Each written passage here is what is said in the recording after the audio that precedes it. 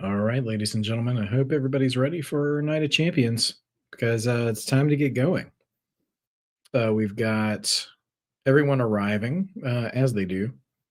So, interestingly enough, they're indoors, the Kingdom Arena, they say. So, the outdoor elements are not a factor, which is nice because Michael Cole was sitting there saying it was like 100 degrees, which, yikes. All right, everybody, let's do this. Opening video coming up.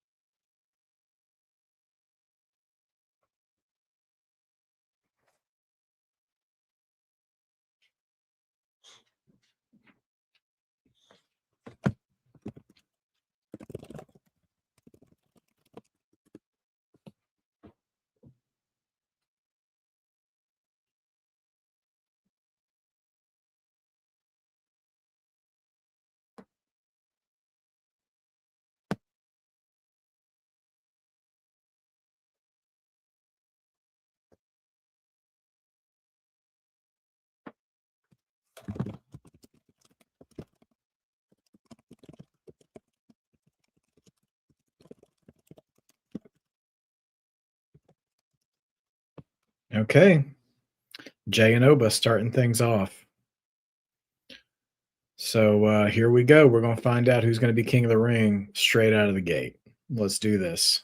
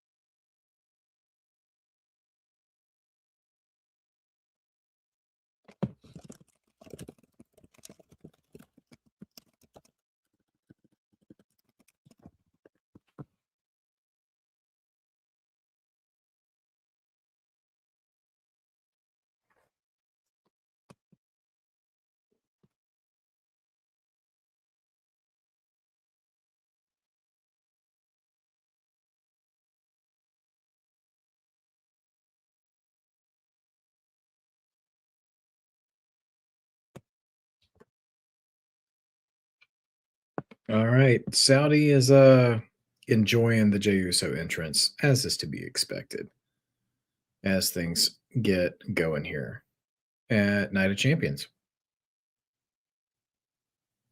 Pretty soon we'll have the entrance of Femi, and we're going to find out who's going to be the first King of the Ring. Well, first King of the Ring, but who's going to be the winner of the first match here tonight.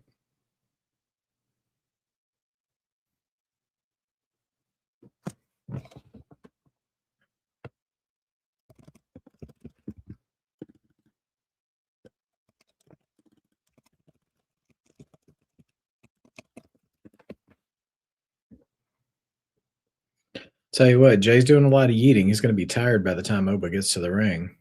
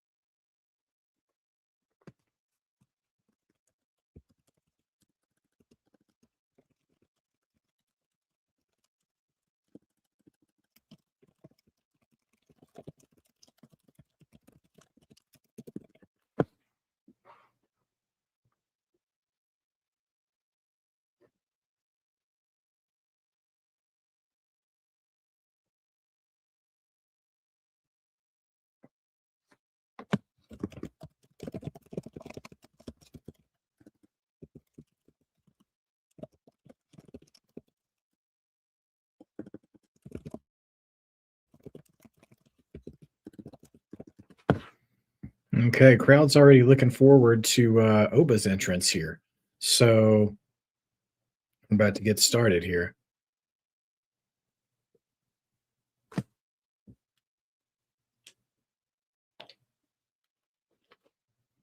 So we'll see. Looking forward to.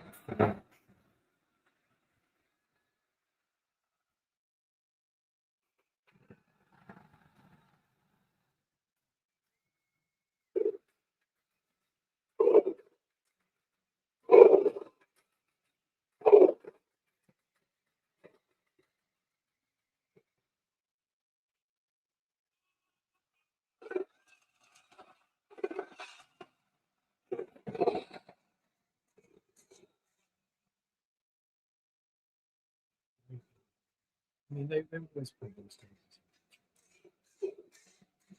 So it's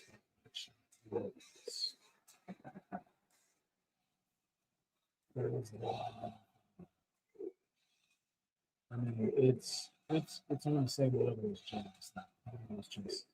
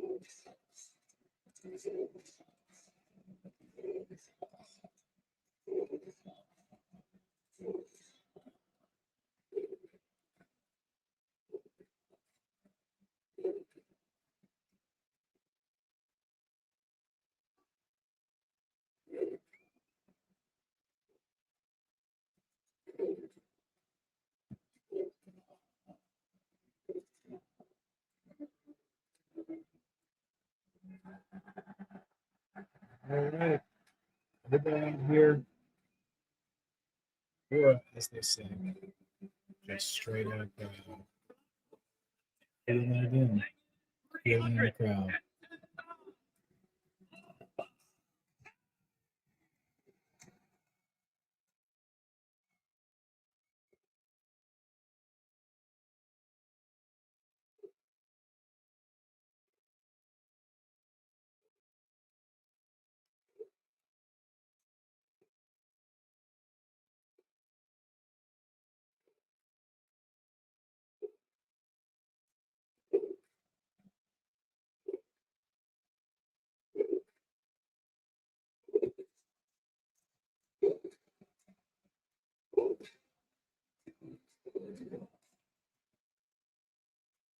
All right, who do you guys got?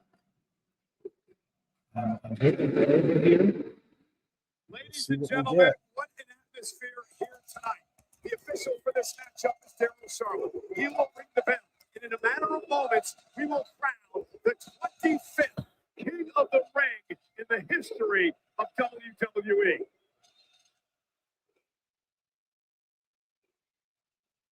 All right, bell has rung. Here we go. King of the Ring winners over the years would go on to the Hall of Fame. A dozen enshrined in the WWE Hall.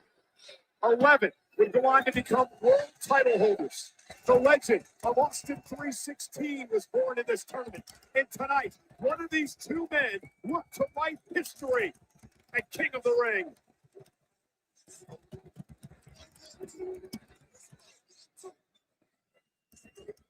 And here we go. And Oba Femi will talk. Okay, Oba's got Jade. How can Jade win this match? Just like this, stick and move. Don't stand in front of Oba for too long because there's no way Jade can match the power of the room. And Jay's not really having much luck with Oba, as to be expected. Hey, Shamika. Good to see you. See car crashes with less impact. My goodness. The man was a five-tool athlete. The former All-SEC soccer foot champion at the University of Alabama. And now hopes to earn a world title opportunity at SummerSlam. Wise move here by Jey Uso. No doubt about it. In that moment, Jey Uso saying, no way. I'm not going to stand here and take it, but no rest for the weary, Jey. Oba's not letting Jey run away. Much of a choice. The man who destroyed Brock Lesnar at WrestleMania. The man who suffered 7 F5s before put him away back in Clash in Italy. And now Jey Uso looks to take control and do what he does best. Suicide dive drives Femi to the barricade, but he's still on his feet. To bring the fight to the big man. No suicide dive by Jey. Driven into the barricade again, ribs first.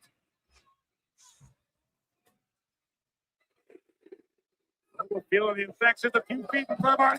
Oh, man. Big shot. For a trifecta. And all but Femi caught up with a right. Right hand the size of a cinder block will turn those people's lights clean out. Jey Uso looks like he's on Dream Street. And now the power game comes into play. Shoulder breaker. The neck and shoulder of Uso into his knees. This is what Jey had to avoid, getting too close into that zone of power for Oba Femi.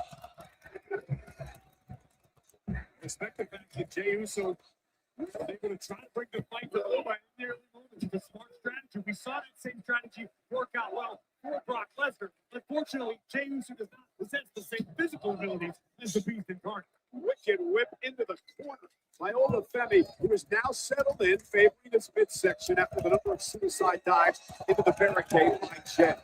Here's where I caution Oba Femi not to become overconfident. Far be it from me to tell the ruler how to do much of anything, but this is main event Jey Uso he's opposing tonight. The same Jey Uso, to your point earlier, who marched into WrestleMania and did the unthinkable when he took out the ring general and won the World Heavyweight Championship.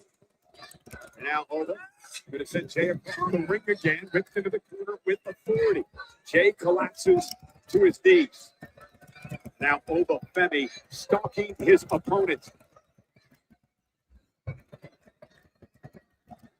Jey trying to use the ropes to get back to his feet, but he doesn't want to turn around. Here. So Oba Femi grabs Uso by the choke throat. slam. Oba with a choke slam. Jey Uso by Jey. What's up, last name? Uh-oh. We're going to get the powerbomb. Oh, Jey gets out of it. So close for Oba, but the veteran Jey is going to capitalize. Another kick to Oba Femi. See the urgency in the eyes of main event Jey Uso scrambling to the top turnbuckle. Oba's down. Uso splash. Big Uso splash from Jey. But Jey, not even a 1 count.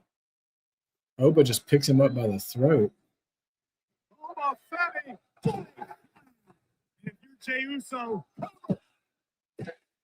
He kicks out at two. Me too That for could have Oba. been the heartbreaker. When you Yeah, are me Jey too, Uso and you Shamika. They're land starting right right on off the with this, so money, who the knows Usos what kind of the same move that landscape we're going to Jey get here. so much success. Shrugged off essentially, and you are choke slammed through the center of the ring. You're Jey Uso. You got to try to figure out a way to re-strategize. This crowd is electric tonight at Freon. Over 18,000 for the finals of the King of the Ring tournament. The most passionate fans anywhere around the globe. And here comes Oba. And Jay caught him with a kick. Jey Uso still in this thing. Another kick by Jay. Last name, yes. This is the opening match. And Jay right into the ribs. Spear by Uso. Oh boy. Jey The Uso spear taking by advantage Jay. of the injured midsection of Femi. And now Jay going to go up top. Could this be his moment? Will he have a Another SummerSlam Uso championship splash. opportunity? But Jay may have hurt himself. I think it's equal parts impact and exhaustion. Jey Uso has had his But foot Jay can't on cover. the gas pedal for the last several minutes. Caught all of the Uso splash, but upon landing may have damaged his own ribs. I saw the official checking with Jey Uso. He could not even go to the cover. But Jey Uso looks like he's going to go back to the well yet again. Jay's going to go for another Uso splash. I'll tell you what, I don't think Jay's got 7 splashes in him.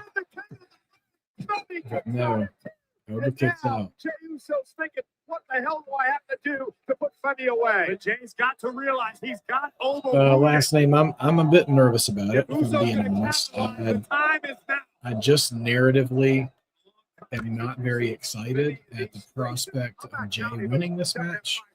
That was a different plane, a different atmosphere. But I definitely would prefer to see Oba win, and that's not because I picked it either. But we'll see what happens here. All right, Jay going for the sleeper on Oba. He's going to have to do more than that, sure.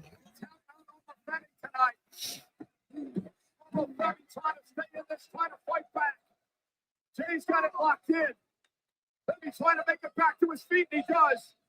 All right, Oba on his feet, and then he tries to toss Jay, but Jay lands on his feet. Oh, there we go, running uppercut. Come on, Oba. Ooh, nasty uppercut. Now he's about to launch him. Okay, can he handle? All right, Oba is now got him in his sights. He's looking for fall from grace. Something's going to happen. Is Jay going to? Oh, Jay's not.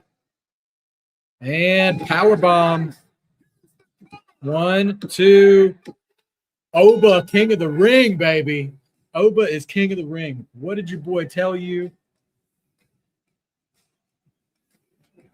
Oba, Femi, king of the ring, as it should have been this entire time. Sometimes, ladies and gentlemen, let us be reminded, sometimes the obvious answer is the correct answer. Sometimes the predictable answer is the right answer.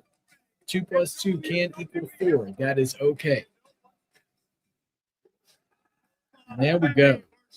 And the crowd is still hyped. They popped for that finish. It's just a WWE crowd now that likes to be involved in what's going on. So if people have a big,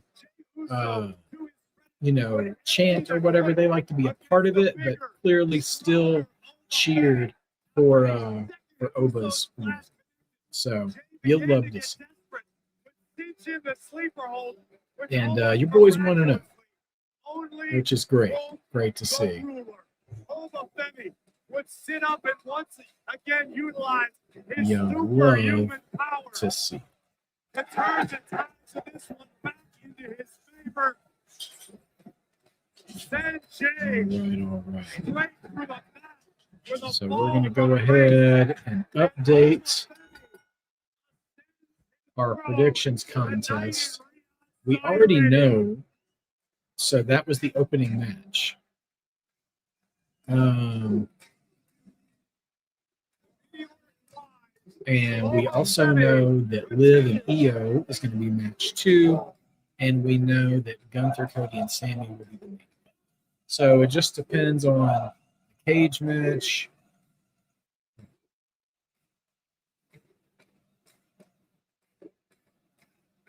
Yeah. Oh, and there's the crown. So yeah, now it just depends on the U.S. title matches and the cage matches. Okay, we're getting a post-match interview. Congratulations, you are now the 2026 King of the Ring.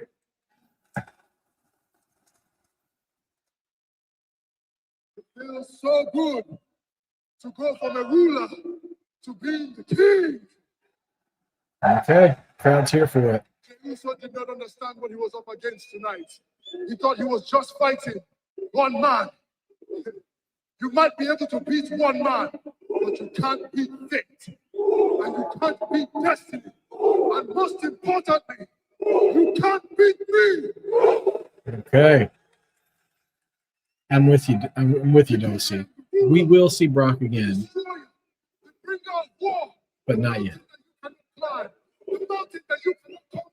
The one of one, the beast slayer, the one, the chosen one, the king of the ring.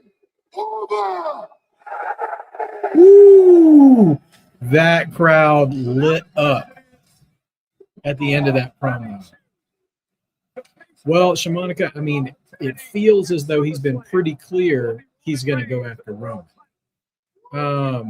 Although he did show up on SmackDown last night too and stare after Cody. So there is, there is intrigue.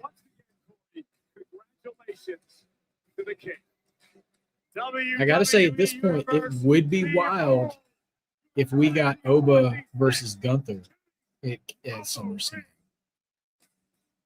If Gunther managed to get out of here with the title.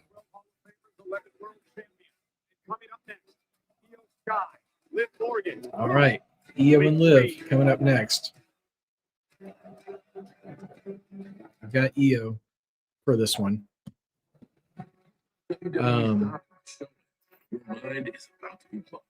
AJ's got Liv and Becky's got it. But here we are. Oh, what do you know? Exclusive programming, your favorite superstars. Yeah, no, I know. I don't like it to be. I don't like it to be an assumption that you're going after the person. I don't feel like that should be a given. But out of the two, I'm a little bit of a traditionalist when it comes to the WWE title, right? The one that Cody's got. And I do feel like even though Brock did the same thing back in 2002, because we had the undisputed title back then, there is a part of me that feels a little fast for Obo to be like the WWE champion. Like in the back of my mind, and maybe it's just because I've been a fan for such a long time and stuff. I still think of the title Roman currently holds as, a second tier title. And you can still call yourself a world champion, but it's not the title.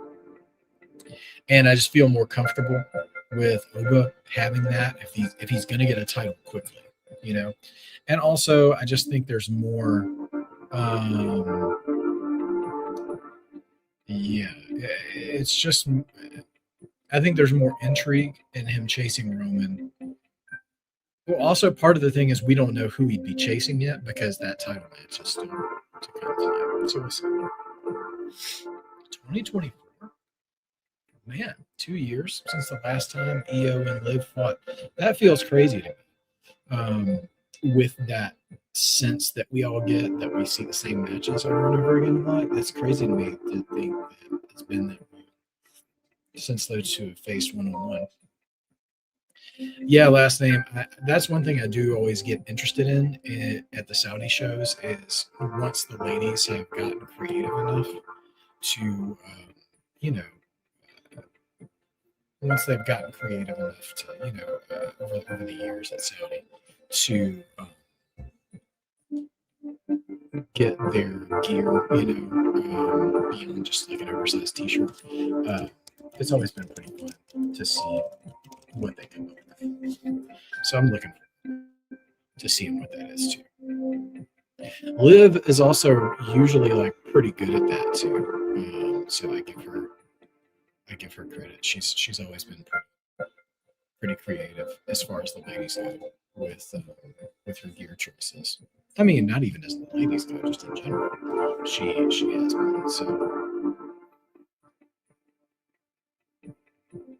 So we'll see what we get.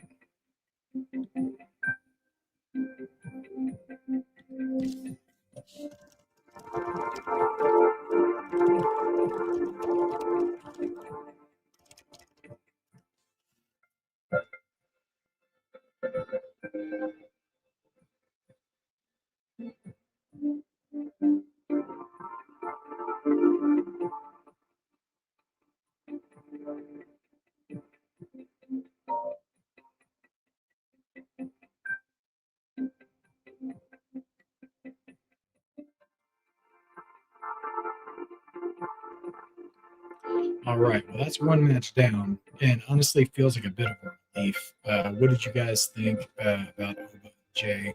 You feel like that was the right call? And who would you like to see Oba chase at SummerSlam?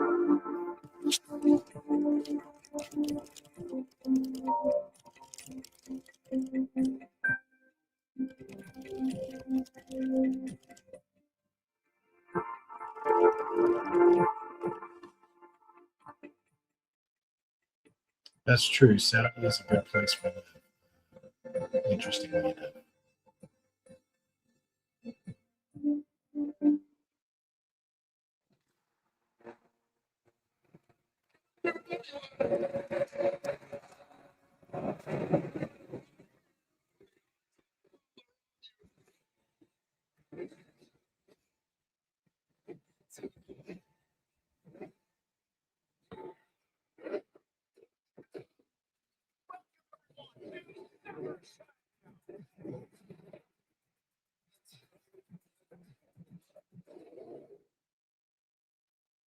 Well, we know the brand new King of the Ring, Oba Femi, Yeah, will face a Monday champion will of his definitely choosing be, at revelatory. SummerSlam. In moments, we're going to find out who the what we're Queen gonna of the Ring will be. SummerSlam, we'll 5 weeks from tonight.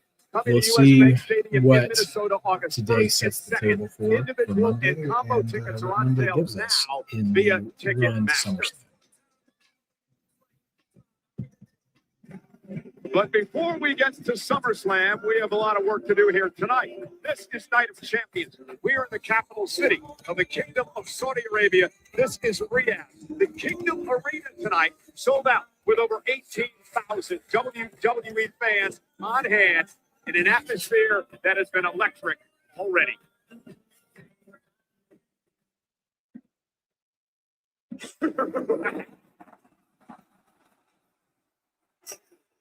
Danhausen's here. Interestingly enough, okay, we're getting a little extra broadcast time with Danhausen.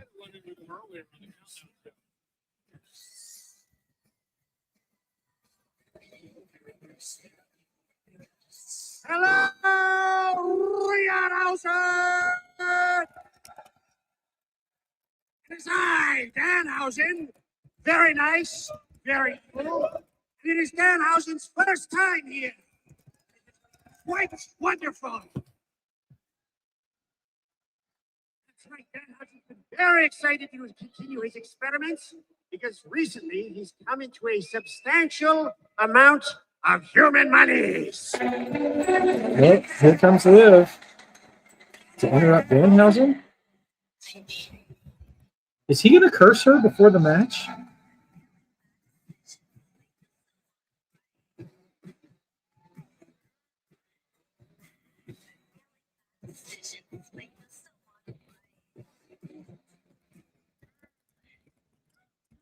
Speaking of money, you owe the Judgment Day a whole lot of money. And if you don't find a way to get it back, a lot of bad things are going to happen to you. Do you understand me?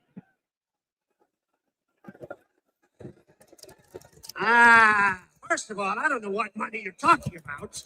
Second of all, the only person who's in trouble is you, Liv Morgan, because you are cursed. Oh, Danhausen cursed Liv Morgan. Whoa. And Liv just full on smacked Danhausen. Doesn't get as bad as Jade and Gunther. It's already gone. Tell me you're still buying into all that stuff, Cole.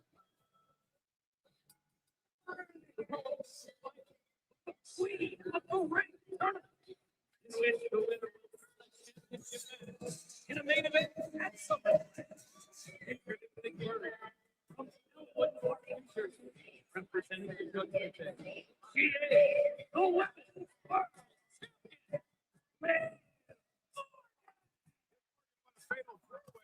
face Charlotte Flair in the semifinals. A moments prior to this scene, Charlotte Flair was attacked by Jade, Cargill, Bab, and Meechin, but the Queen insisted on competing anyways. But Liv Morgan would waste no time taking There we go. I mean, the curse is undefeated right now. So we'll see what happens. In her career, the evolution of a champion.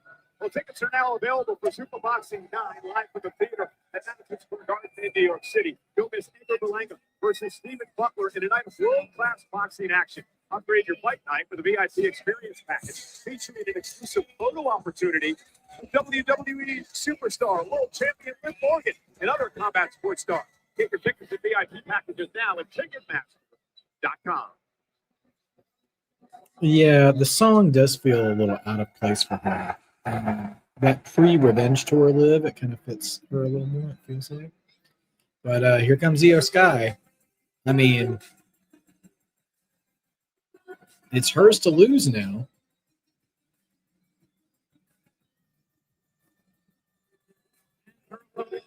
From Tokyo, Japan, Io Sky. Thank you for joining us on ESPN in the States tonight. We've already crowned the king of the ring. Now we look to crown the queen of the ring, the winner, to get an opportunity of the title of their choosing at SummerSlam, which is unique now, Corey, because if Liv Morgan wins, then she goes on to challenge the WWE champion at SummerSlam. She's going to have multiple wins, capturing the World Women's World Championship at WrestleMania. Liv has been all.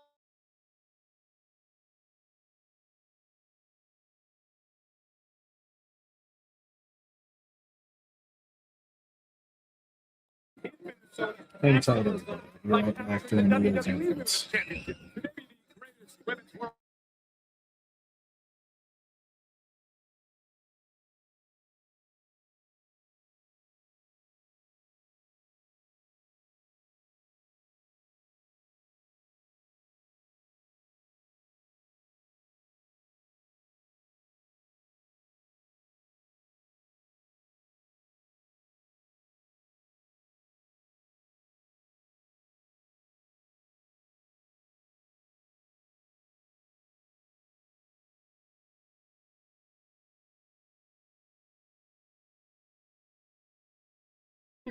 You know, Dawson, you bring up an interesting point. I mean, there may not be a ton of suspense here, but also, you know, if we really want to ask, like, how much suspense was there going to be with Liv already being world champion? I mean, it always, I don't know, it always kind of felt like Liv was never actually. To me, I mean, maybe I can't speak for everybody, but for me, having Liv in the tournament in the first place, I mean, we talked all about this on the prediction show with A&B, but I don't, now it just feels like people are going to feel some kind of way about this too if EO does kind of go through with this and win.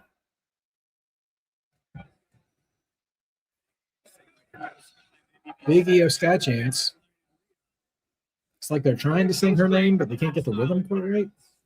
Liv Morgan, a former WWE champion, again the current world champion. 3 times she's been a world champ. Io Sky, a 2-time world champion in her career. And also forgot perhaps Liv's most important accolade. She's a Huerita. Notice she's repping Daddy Dom with her gear tonight. Well, both of these women, former Money in the Bank contract winners as well. And if you're Io Sky, how do you knock off the champ tonight? Io has to take to the skies. It sounds easy. Liv Morgan, no doubt, looking to keep Io out of here. That's where Io thrives. And if you're Liv Morgan, how do you knock off the Genius of the Sky once again? Keep doing what you're doing. We talked during this about how she utilized the submission, something a bit uncharacteristic. That's the difference between becoming a champion in WWE and remaining a champion. You've got to add new wrinkles to your game. Io Sky also has been very successful here in the Kingdom of Saudi Arabia. Nice hip toss by Io.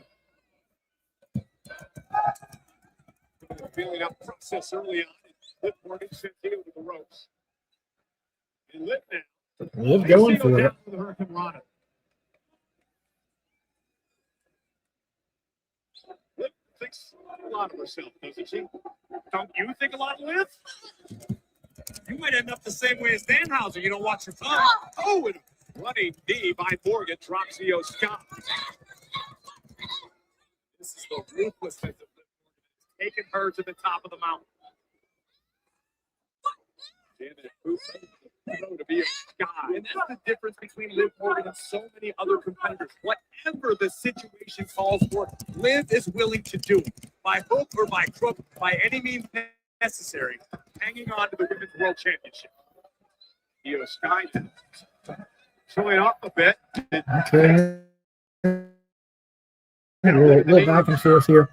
I will say that the whole this match is actually good, but I feel like the Danhausen bit, like Dulcie mentioned, might have taken some of the mystique out of this match. Hospitality has been off the charts. What an American breakfast they serve at the hotel. I sure do. And now Io Sky has Liv Morgan right where she wants her. And Io now through the second row. The sunset Ooh, bomb. powerbomb to the outside of the ring. Nope. Liv gets away from it. Tremendous instinct by Morgan. Knocked off Stephanie McCurr back at the WrestleMania to win the Women's Championship. Knocked down by Io.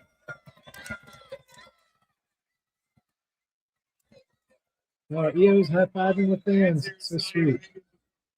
Helping her stand up on the barricade.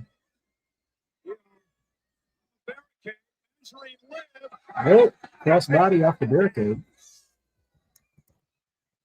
Such a joy to watch in the ring. It's still high-fiving the kids.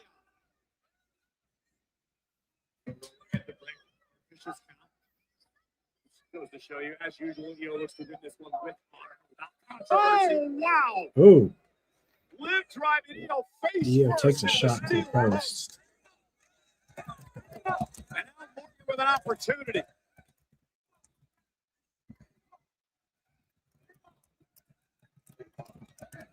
And Liv now taking her time with a wicked boot to the midsection. Oh, can you imagine what WWE could look like after SummerSlam if Liv wins tonight and then hits the Minnesota and captures the WWE Women's Championship? She would be insufferable. Not that she isn't already, but you really ought to show a little bit of respect, okay? I personally hope that in the elevators with the towers in Stanford, it plays Trouble, Trouble on loop. You do. Probably sing that to shout. Don't you worry about what I do. Oh! Io whipped into the corner by Morgan. Liv now with a running knee. And again, in control of Io Sky. Look how calm and relaxed Liv looks at the moment. Just hanging Io out to dry. Well, that's been one of her MOs, Corey. Liv rarely shows panic in the ring. Thinks very highly of herself, extremely confident. Liv now, face first, goes Io into the cover for the queen of the ring, and Io kicks out. Only two for Liv. Now Liv will mount Io and pound away. This could be the difference maker. Notice how the moment Io kicked out, Liv immediately mounted her and started raining down fifth cover. And another near fall for Liv Morgan. No wasted motion or movement from the Women's World Champion. Again, the winner of the matchup heads to SummerSlam in 5 weeks in Minnesota with an opportunity at a championship. A suplex by Morgan. And we've seen this before. Paying homage to the late, great Eddie Guerrero. The three amigos to be delivered here by Morgan. Delivers a third. And Liv Morgan now firmly in control.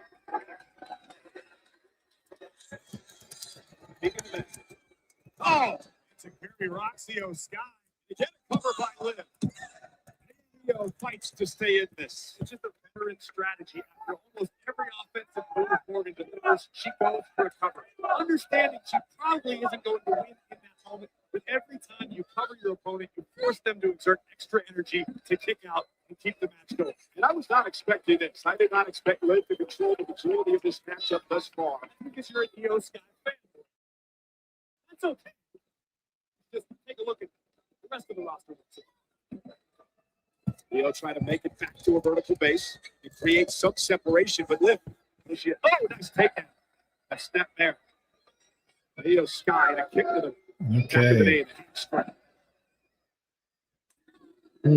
Strategy by those vicious kicks.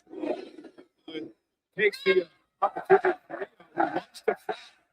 Crowd's still here. Do I think Dan hasn't to turn down babyface? I mean, like, you mean like with a curse? I mean, I guess it's possible. Although I feel like him turning, if he did it curse-wise, I feel like Dom deserves a better story if he was going to be turned babyface. You know what I mean? I don't know. I mean, possible. Sure. This is what beat Charlotte. Liv Morgan's got. Oh wow, Boston Crab to get reversed. I thought Liv had her right in the middle of the ring, but backfires. Another look at this. As Liv leans back, Theo is able to scoot out the back door. Great scouting by Theo Sky. You had to believe she went back and watched tape. She realized Liv put this new wrinkle into her offense, and Theo was ready. Well, Saudi crowd's still here for it.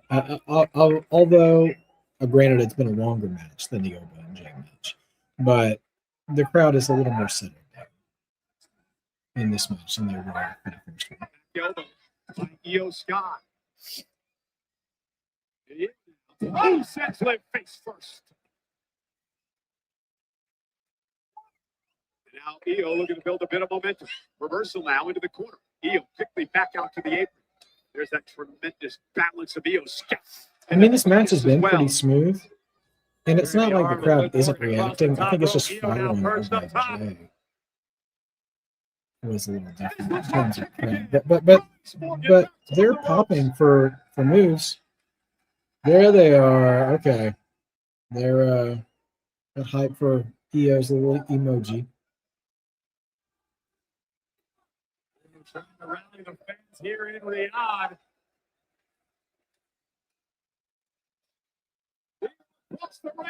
Bullet train. Okay. Cover by him. Let's see it.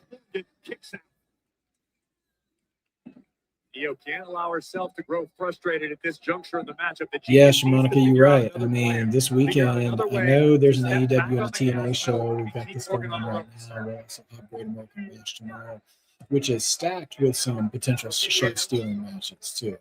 So, who knows what we're doing. Oh, backstabber by Liv. That buys Liv a little bit of time to regroup. These moments ever so valuable in a matchup where the stakes are as high. I appreciate that, Shamonica. Yeah, I hope you guys will be around for Great American Bash tomorrow. One, I love having you guys around for the chat, but also, like, I feel like that's going to be a really good show. I think it'll be really surprising, and I think we'll have some really good matches. NXT always shows up for the good shows. So, moonsault to the outside. Crowd is pleased. There, yeah. I want to give credit to the seamstresses or whoever backstage, because Liv and Io, neither one of them really seem to be like fiddling with their gear. Because sometimes you're at Saudi because it's a woman.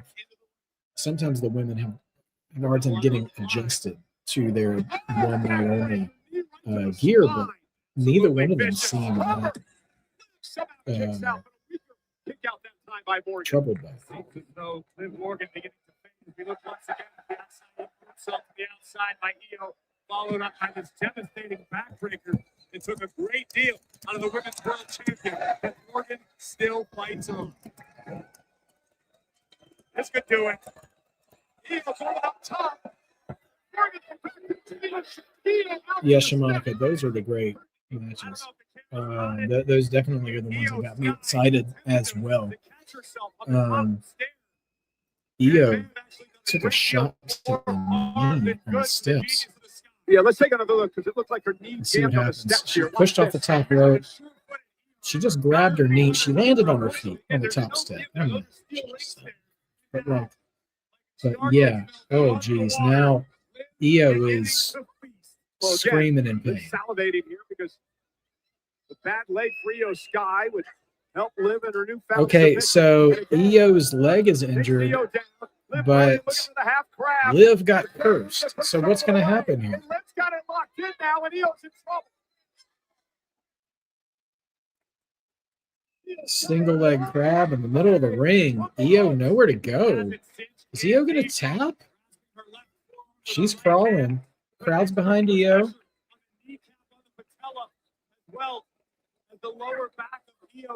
She's crawling. She's almost there. Almost there. Oh, Liv pulls her right back in the middle of the ring. This is not a good sign.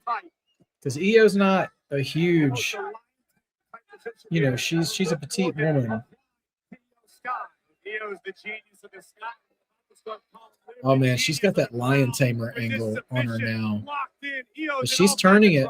Turned it over. Oh, but Liv still got that leg. Oh, no. Io kicks her over. Been done to Io. Io spent a significant amount of time in the submission from Liv Morgan. Remember, Io's bread and butter. Changing blows here. Leg, Exchanging blows. Io needs to figure out a way to buy herself some time to get the adrenaline flowing throughout her body. Oh, and kicks her right in the leg. Answered back with a showtime uppercut. Oh, Io goes over the, tries to come off the ropes, but immediately falls down. Uh-oh. She in the Oblivion? Nope. Oh, lights out. Yeah, what a code breaker. That time to the face. Like a tornado code breaker from Liv. Only gets two. Let's take another look. I agree with you. It seemed as though Oblivion was coming, which shows how skilled Liv is, able to call the audible and deliver a code breaker to Io Sky. Are you frustrated now if you're Liv? Not yet. Uh-oh, went for Oblivion that time, and Io Sky moved down the Bronx way, and out the shots to the back for Io. Still having problems planting on that knee. That's not going to change in the next several minutes, perhaps the next few days. She's at least got some strained ligaments in the knees. Oh, and nobody holding again. The knee just collapsed. That might have done it. The knee buckling as Io hit the ring. And you hear her writhing in pain. She could have suffered a serious injury there. And a knee from Morgan. It's going to be the beginning of the end for Io Sky's Queen of the Ring dreams.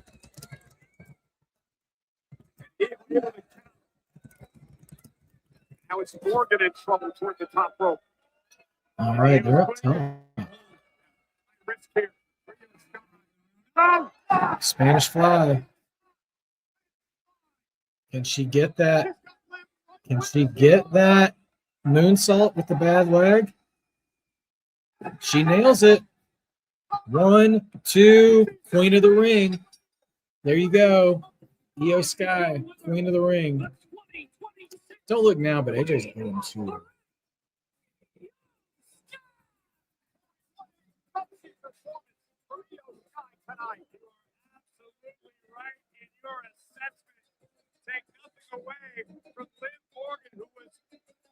Top of her game. Well.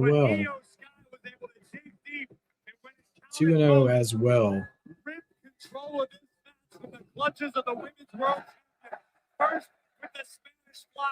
driving all of the wind out of Liv Morgan's body. And Liv struggled to recover the moonsault. 3 seconds later, it's time to take Well, your throw. King and Queen of the Ring were both the right calls. Easy enough to say. And we'll get a post-match interview here with EO, it looks like. As she becomes Queen of the Ring, the crown being presented by SmackDown's General Manager, Nick Aldis. Let's head up to Byron Saxton with the winner. Feels, guy, how does it feel to be the 2026 Queen of the Ring?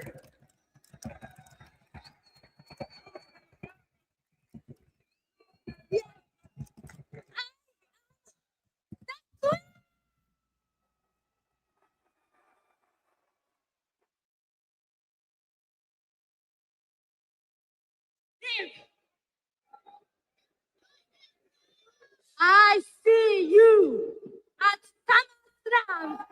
Oh, well, EO just picked Liv. He's already called her shot. So, so much for the EO Rhea. But there we go.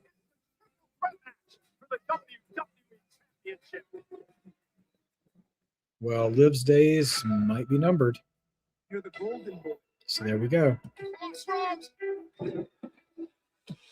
There. Everything always comes up aces for Cody Rhodes.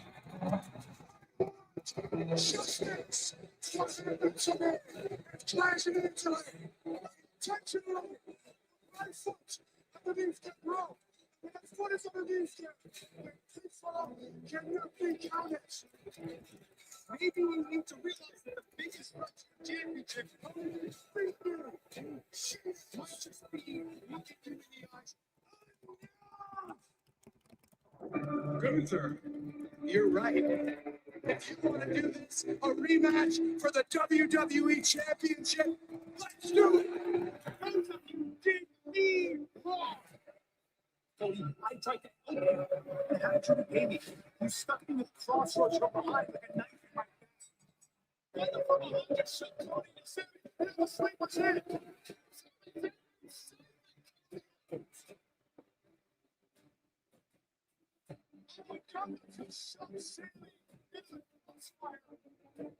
Everything is set for your rematch with Cody next week. What we're waiting for now is stipulation. The thing what I need is a guy with the heart to put in place. Everything last week, good guy. We'll have to wait for that match. Will.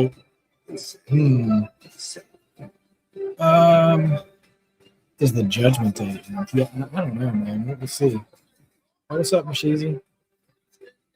Oh, you think Gunther's gonna win? Okay, listen, I wouldn't hate Gunther winning. I think there is intrigue. Probably Cody is probably the least of it, but I think there's intrigue anyhow in the world title match for sure. What's the fastest time in the history of wrestling, Seth? What the hell were you thinking out there?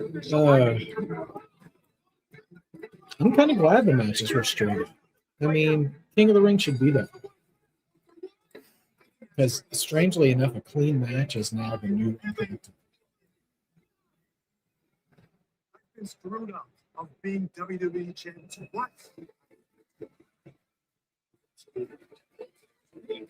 Solution. Be the champions.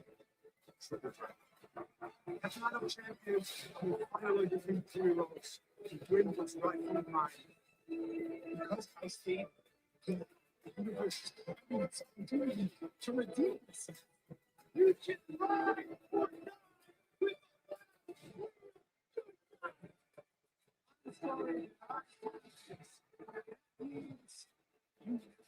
Oh, yeah. Well, rarely does the whole roster go to something. I mean, like that.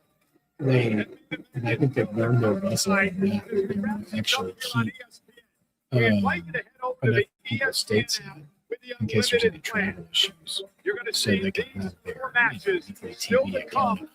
I think they learned their lesson from that time NXT had their big SmackDown. And we're going to kick things off over on the ESPN app with the limited plan with Braun Breaker. Oh, the cage match is Fighting the next. final chapter, locked inside the confines. So we're of ending that with the 3 mighty title steel matches. cage. It's next at Night of Champions. So match 3 is the cage match. It's terrifying what happens when car warranties So the 2 expire. U.S. title As matches soon as they do, cars are will be quitting right on the before. job. It's like they're me. possessed. So there's Hey man, you got a little something there. And without protection, even simple repairs can cost you thousands. That's why there's Car Shield. do I Or not getting think Car Shield and Liv maybe get joins your car an Judgment Day at exorcism SummerSlam, instead. Judgment Day and at SummerSlam. Someone can help Uh, her. yeah, Car I Shield, mean, protection when it counts. yeah, you know, I feel like every year, every few months even, we talk about maybe the Judgment Day needing to be done. But, you know, we'll see, right? We'll see what comes of it.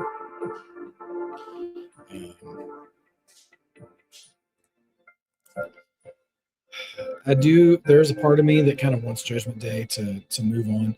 Actually, it'd be kind of funny if Judgment Day on Raw ended and Judgment Day on SmackDown started with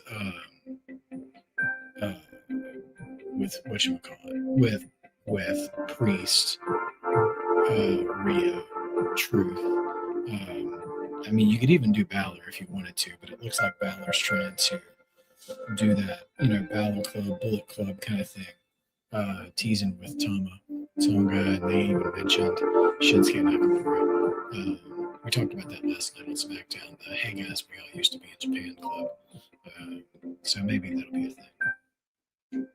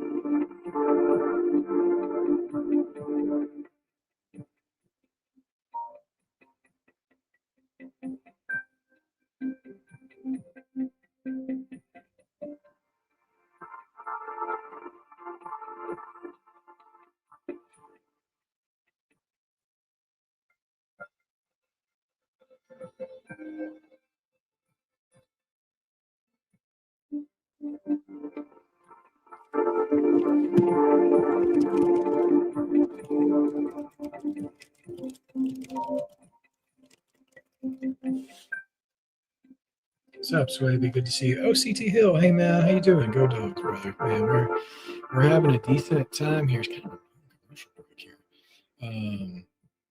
But so far, we've got a king and queen of the ring now, Femi and Io Sky. Io Sky has already called her shot at SummerSlam for Liv Morgan, who she, had just now beaten in the ring.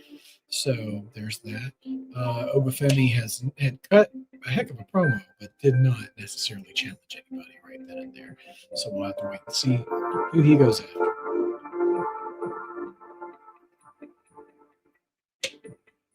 And let's see. Yeah, the whole Liv Morgan thing. The whole Liv Morgan thing, Swaby, is puzzling. Because, a lot of us were already a little confused as to why she was included in the tournament in the first place as a champion. And then Danhausen curses her at the beginning of the match, but nothing Danhausen-ish happened during the match to cause her to lose. So that honestly takes a little away, in my opinion, takes a little bit away from Io's win. I mean, not a ton, but a little bit. And then Io challenges the person she just beat at SummerSlam. I don't know. Just feels like it was either underbooked or overbooked. Like they were thinking too hard about it, or not enough. I'm not sure. But it was the booking for Queen of the Ring was I'm in the field kicking down on the main line. WWE superstar appearances too legendary to miss.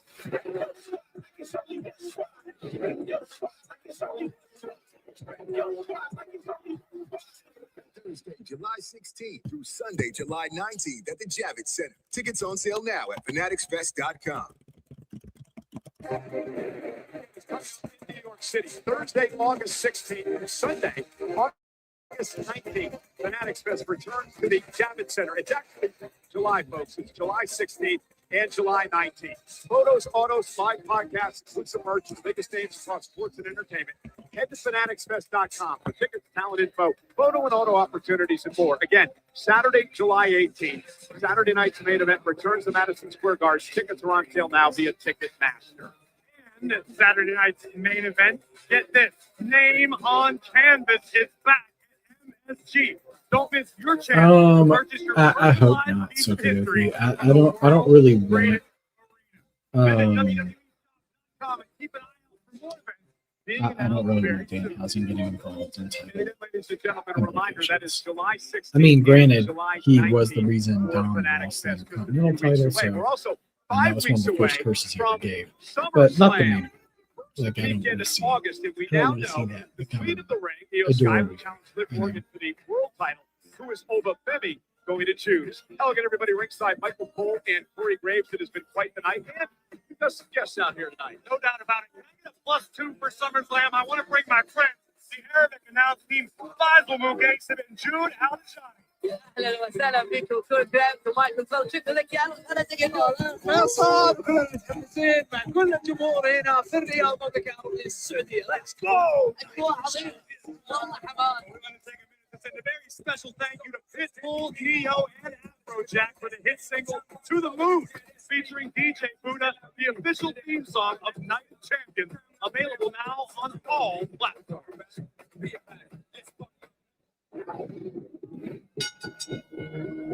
Okay, the cage is down. It's a steel cage match. Competitors will be locked inside the cage. The only way to win is by pin, submission, or escaping through the cage door, or climbing over the top with both feet touching the floor.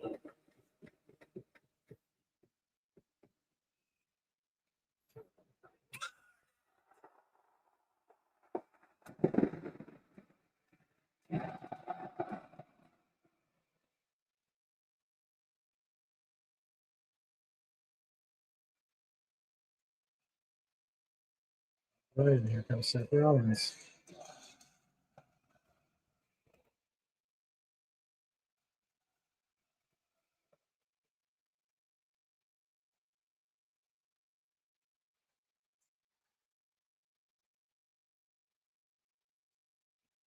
Music first from Davenport, Iowa. All right. 25 pounds. Yeah, last name exactly. I mean, yeah, there is a similar trajectory. We'll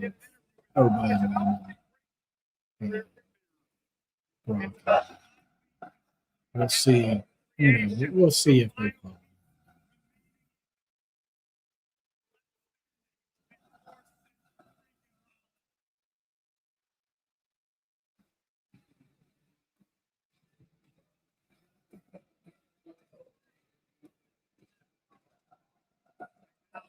Staring into the abyss. This opportunity. He's willing to risk his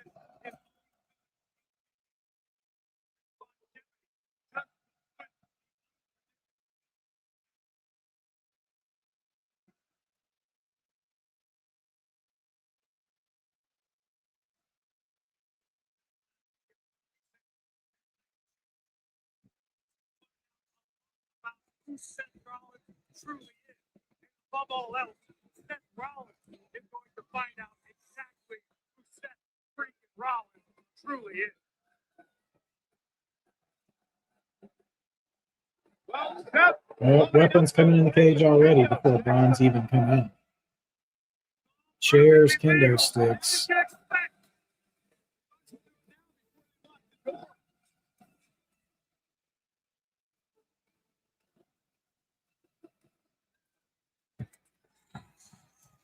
This is how bitter this rivalry has become between these two men. Yeah, it's a good question about Introducing this. instruments of destruction for the steel cage. Opponent's not even out. Something tells me the architect hooked up a master plan. Well, forget, Seth Rollins isn't the only one who could use these weapons.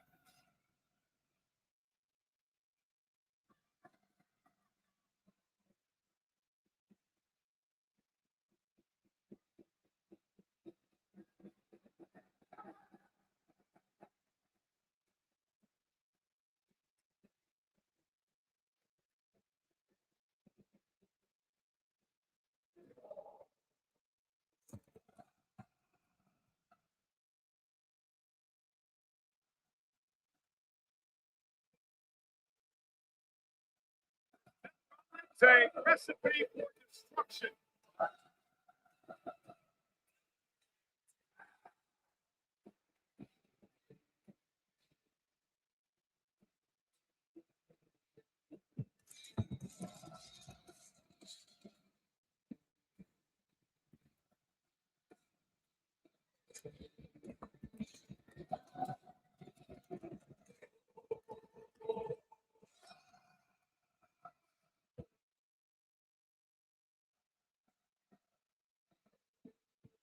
Yeah, the question about Bronson Reed is one that I've been curious about too.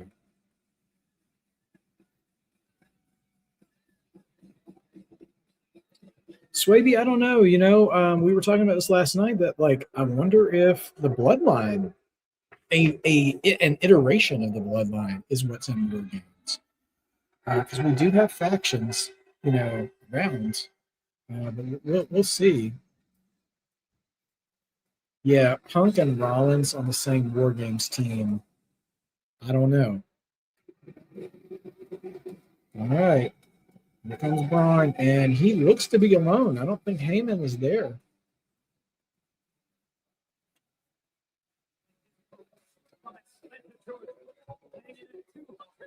So no Austin Theory, no Logan Paul. Of course, no Bronson Reed. And no Paul Heyman. True Swaby. I mean, if they want to keep Rollins versus the Vision, that's a long time to keep that feud going, between now and Survivor Series. But it's possible. Yeah, Shamanica, I feel like they have we've got weaponized cages at home because they just throw a bunch of weapons in the cage to start the match, like Seth did. Although that reminds me, Jordan Grace and Blake Monroe in NXT last year. Dog is inside a cage with Seth Rollins. Does Dr. Frankenstein have the recipes in his own mind? Question. Braun Breaker looks like he's got a few toys of his own to introduce to the party. I like this out of Breaker. So he's not intimidated by Rollins. You want to play that game, Seth? I'll play it with you. Braun Breaker may not have full force in the water, but this young man doesn't know the word fear. He is a genetic mutation. The future of this industry. He's a weapon on his own, let alone needing these weapons.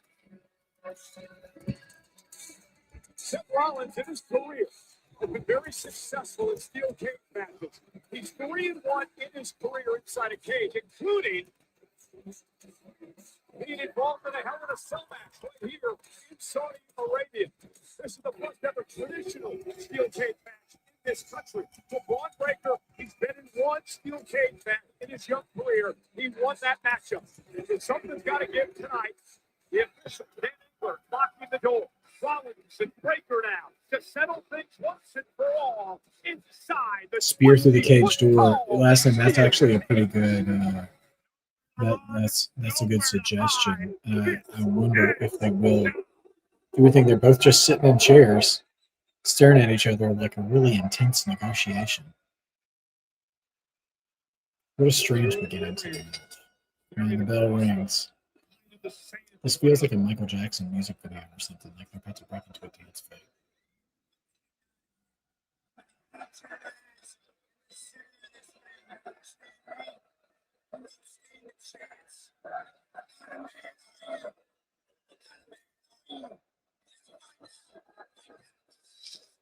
Here we go, and Rollins making it very clear there's going to be no mistake tonight. This is going to settle via pinfall or submission as Breaker and Rollins hammer away on one another.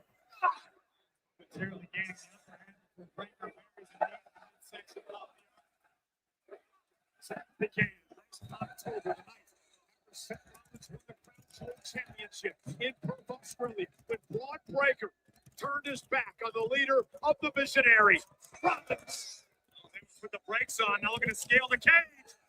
Take down the Bron Breaker. And Rollins understands, Corey, that he needs to brawl tonight to have a chance in this thing. Rollins is Hey, what's up? What's up, B? Yeah, the predictions are hitting so far. At least, I mean, the good ones. We'll see what happens with the cage match. But yeah, hopefully we keep getting a good show. I just want both teams to have a good time. Bron Breaker and Big E working out. Oh gosh, man, there's got to be so much weight involved in that.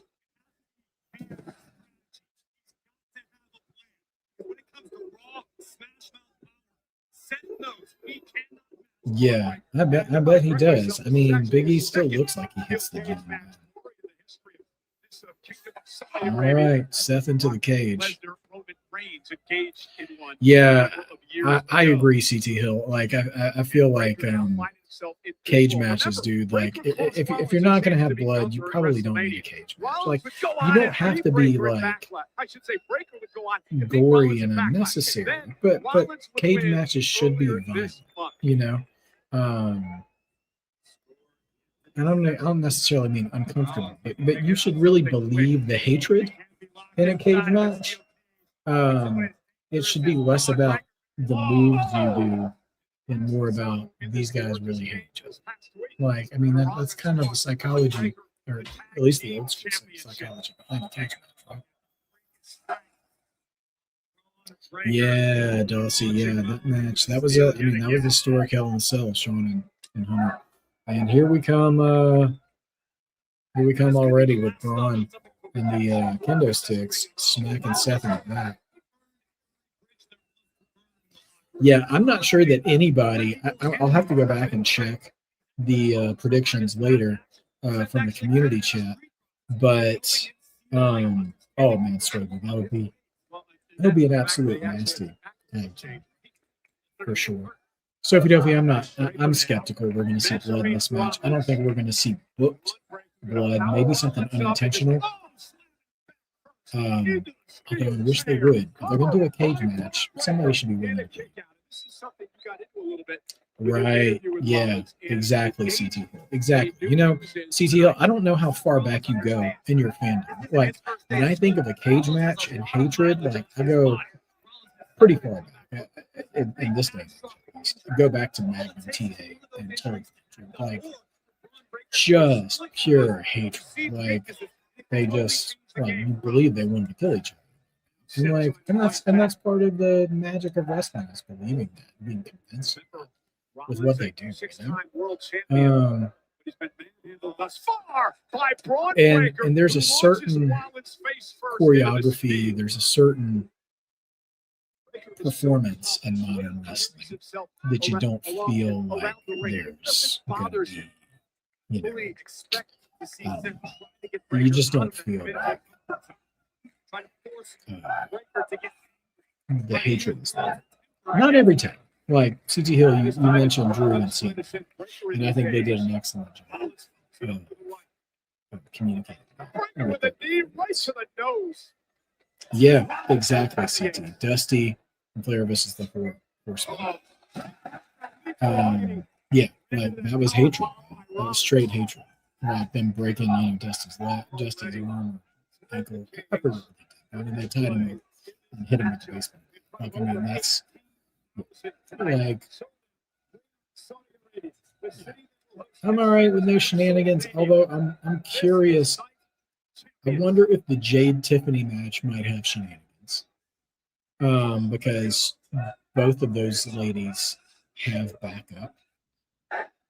I'm curious what kind of shenanigans we would get with Cody, Gunther, and Sami. And of course, I would think if we were going to get shenanigans in this match, somebody would have come out with Bron, but maybe not.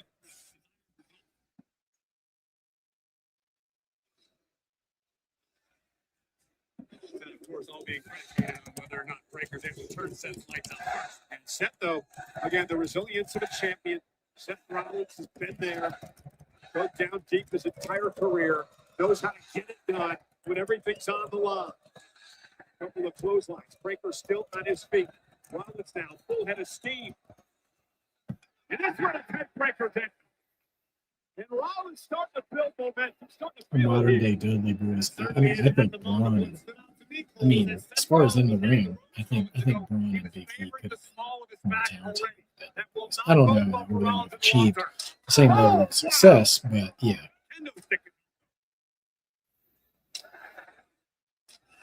Yeah, I feel like them putting the U.S. title matches later on in the show probably messed with everybody's prediction. It definitely messed with mine. So we'll have to see what happens. How hot it is in the building. You know what? I hope they have a good AC system because at the beginning of the broadcast, Michael Cole said it was over 100 degrees outside. So the fact that they're in a building, hopefully they've got good circulation. So, you know, the performers are comfortable. And the fans, too, of course. What's up, Anthony Manzano? What do you think they're going to do with Oba now that he's won King of the Ring? I mean, if you're asking me, you know, which seems like you would, I would send him after Roman. I would. I mean, it's pretty simple, but yeah, I'd send him after Roman. Make Roman nervous about it. I mean, he doesn't have to act like a coward, but he could act like a caged animal. That kind of nervous. Start lashing out on the bloodline a little bit because he doesn't want to face Oba. And I said this on our prediction show with A&B. I would have Brock Lesnar return at SummerSlam and ruin Oba's chance to win the title.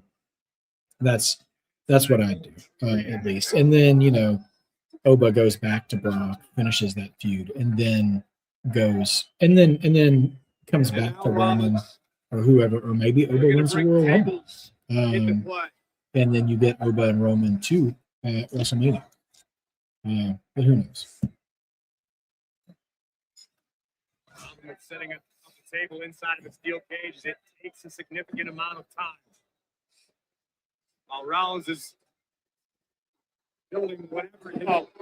Exactly.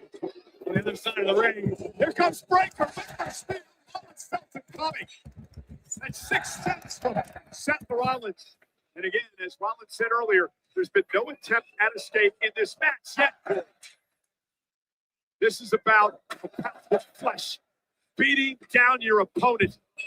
It goes so much deeper than wins and losses.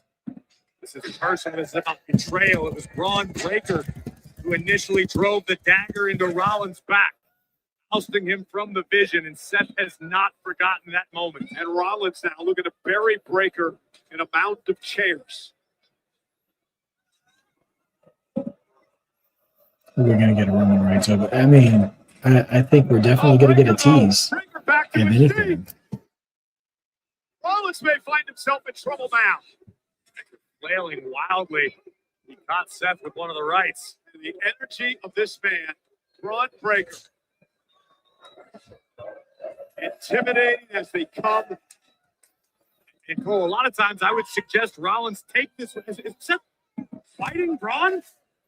Anything he can do. No disqualifications in this match. Oh, Frankensteiner coming right onto the chairs, too. Jeez.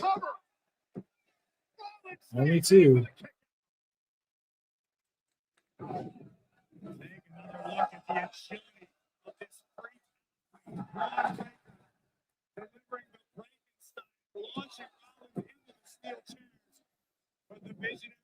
with enough left to keep this in the races.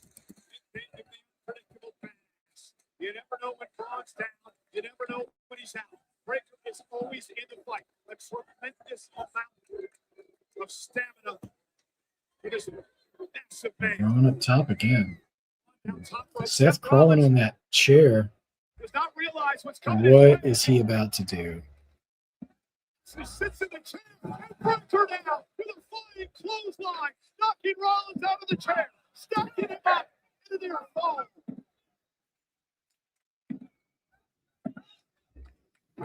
Take another look at the spectacular abilities of Bron Breakker. 3/4 of the way across the ring.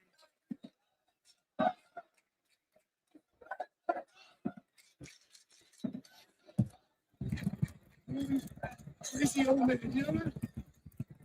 This kid, freaking twin genius. I'm gonna beat it out of you. I swear. Words for Breakker. Hey, Celeste. Good to see you. Speaking my name. And Braun sitting here monologuing. Oh, Braun's out here saying you're going to die. You in the jungle, but oh my gosh. He's going to try to concerto him from this angle. Oh. Luckily, Seth moves out of Crazy stuff. Oh, super kick from Seth. Seth fighting from underneath big time here. Seth Rollins does not know. Super kick into the chair. Now it's Breakker with a chair wrapped around his head. And Seth getting ready to, oh, spear right in the middle of the ring. For a second, I was thinking, is that going to be the end of the match? But then in the frame, I can see an unbroken table in the corner. And obviously, if a table is set up in a match, it must be broken before the end of the match, right? That is the wrestling rules. I gotta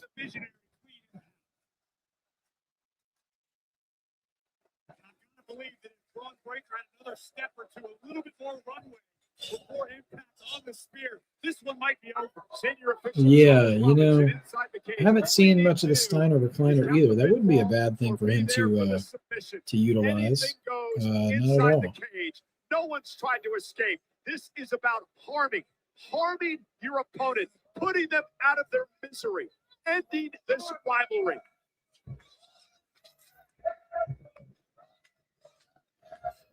Now, Placing Seth Rollins Bron putting Seth on the table. Well, he's doing everything he can for you to beat Rollins.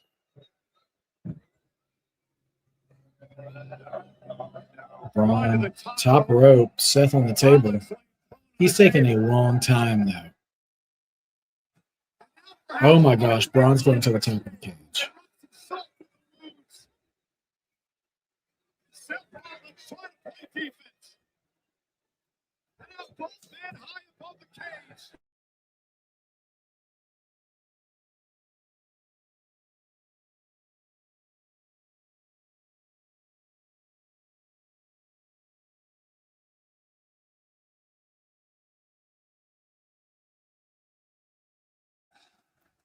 Which spear is more dangerous, Bron Breakker or Goldberg? Goldberg's prime spear is unmatched. Yeah, that thing was dangerous, kayfabe and real. Yeah, I'm very curious about Roman's reaction to Jade losing as well. Bron's still on top of the cage. Sorry, I totally missed that spot a little bit because Cat almost jumped on my entire set here. Oh my gosh, he's going to try to superplex him from the top of the cage. Through the table. Can't exactly roll through and do the Falcon Arrow there. Oh, Bron's bleeding. Well, we got our blood. It's not much of it, but it looks for real. Like out of the corner of his eye. Absolutely desperate. Seth Rollins hanging on for dear life, ripping Bron Breakker to the top of the cage, crashing through Brutal spot. Unfortunately for Seth, he didn't have energy in the moment to capitalize. Both men are down. Breaker's been Is that Charles Robinson, the ref, just trying to clean up the ring, trying to get the table pieces out of the ring? His opportunity. And now the table, well, there's still another table in the corner. Breaker to his knees. Seth's going to go for that stomp. Oh, Steiner lines him. Oh, man. Okay. Okay. Breaker is looking real bloody now. What a shot. Oh, he's going to gear up for a spear here. Big Bron Breaker spear. 2, and that's only 2.9. He's not a machine. He's a man. He's just a man. He's just a man. Well done, eh? Oh, man. I love that line, Rocky 4.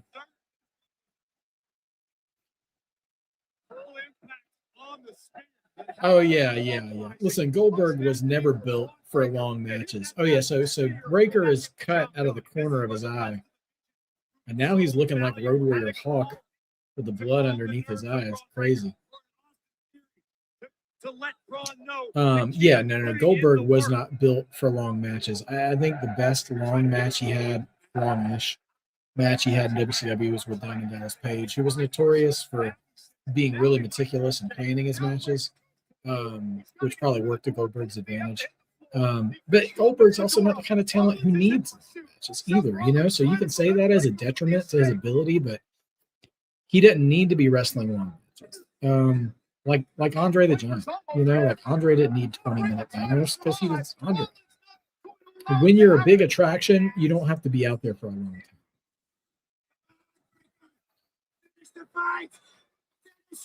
Okay. Well, so oh gosh, Breaker's gonna slam that door. Yeah.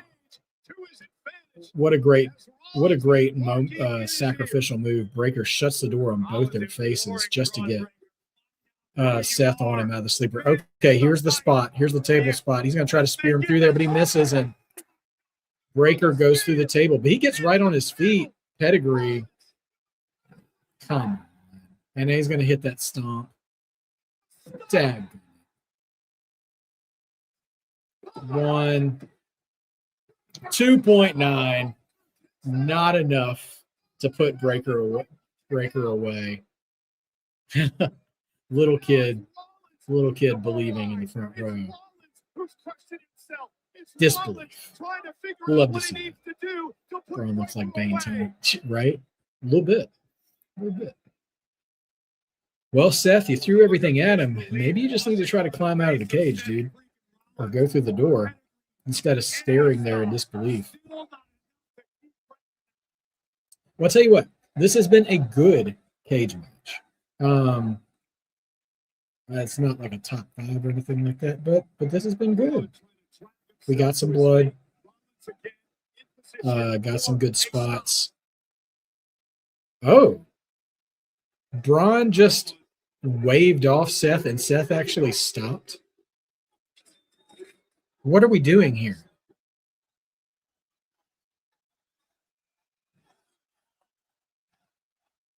I've never seen... What? Breaker, looking for one last Super stomp. What a... And that's 3. Seth takes it. Seth comes off the second rope with the stomp. The little Neo having Seth stop in his tracks was different. Nevertheless, solid match. Felt like they were going for kind of a cinematic kind of moment there. He finally gets one. Yeah. But, you know.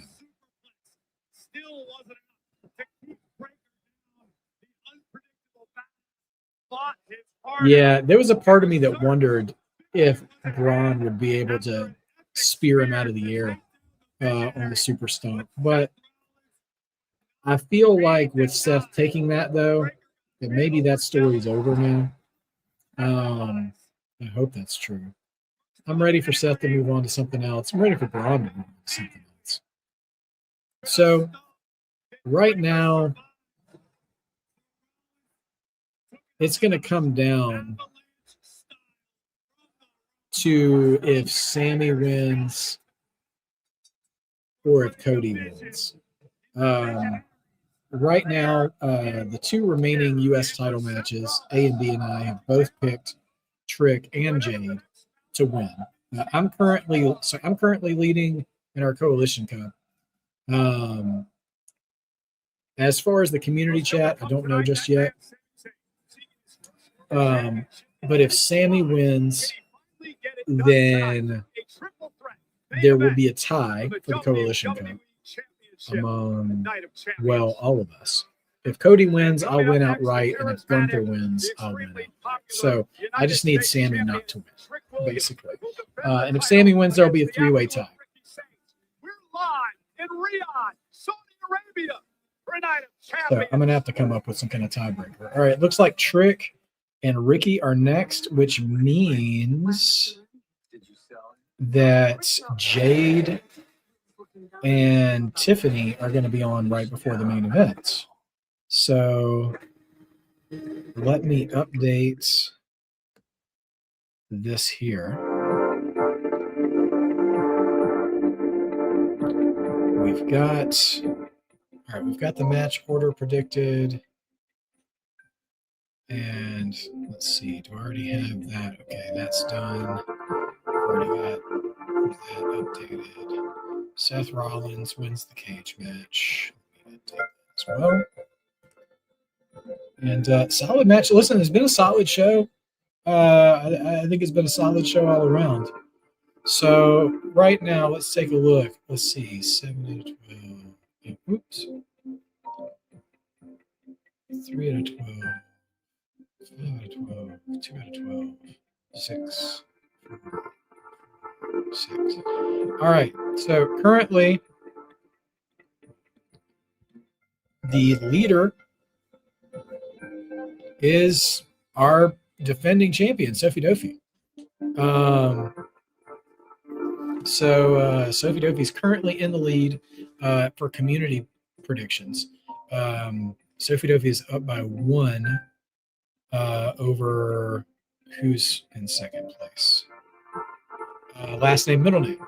Last name, middle name is in second place, and then 1 point behind in third is George Lewis. So, yeah, let's see. Oh, also tied for second is Ronan X as well. So right now, Sophie Dofi's still in the lead. I won, and we'll see what the rest of the night gives us. Do I agree with the match order? I do think putting the King and Queen of the Ring up front for the live ESPN broadcast is smart. I'm always, preferential to putting the WWE title last as the match. I feel like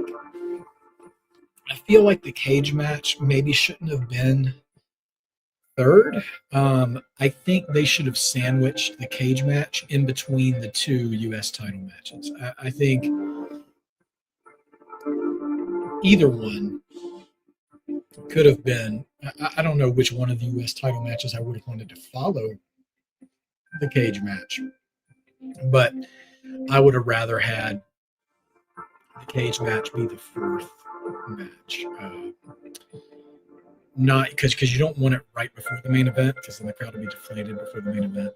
But also, I feel like having these two U.S. title matches before, having those two matches back to back, I don't want to say they're filler matches, but I think they're probably the least invested from the crowd in terms of matchups, because a cage match is a cage match. The WWE title is the WWE title, right? And then the King and Queen of the Ring have title implications. So all those matches bear an inherent interest in them because of how they are, and there's just the two mid card title matches are just that. So stacking those two matches back to back, I don't know about that. But yeah. All right. So let's see. Elevate every minute of match day and experience No the shenanigans very is best of Bailey the and think beautiful Cargill game. wins the US With your Championship. ticketing There's some process people who are going to across think the show's not good because they didn't get what they wanted. Yeah, Swaby, you have spoken for the internet wrestling community wholeheartedly. That is how they operate, you know. Is this thing is bad because the thing I wanted to happen didn't happen. And like, it's easy for me to say because so far, I mean, I wanted Bron to win that match, but it was still a good match.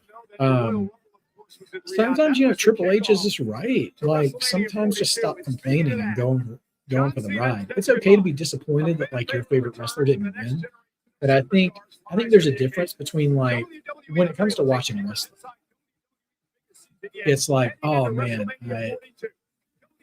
I feel like people should watch it the way they watch regular sports sometimes. Like, oh yeah, you know what? The team I was rooting for didn't win, but that doesn't mean it was a bad product. You know what I mean? And people get really meta with their criticism about WWE. I think because it's scripted, I guess. So when their favorites don't win, they think it's somehow an indictment of the overall scope of the company. And like, that can be sometimes, probably most of the time. It's like this is a soap opera. And what I mean by it is that it's ongoing, like it just never ends. So like the story is always evolving. So like sometimes your disappointment is by design to get you to a place where you'll ultimately be fulfilled. And sometimes it is worthy of criticism, but I don't know. That the internet opinions almost always are like on level 10 of criticizing, which is just last thing that I missed, which US title is more interesting to watch to you? Probably this one, Ricky Saints and Trick Williams. I think it'll be a better match. I am a little curious how Jade and Tiffany storyline will go. I think they have a better story. I think Trick and Ricky will have a better match. And you know what? Ricky impressed me last night during SmackDown. I thought it was a little soon for him to come up to the main roster. And but now, you know, he's doing something. I'll be right back. It's gonna be just a second.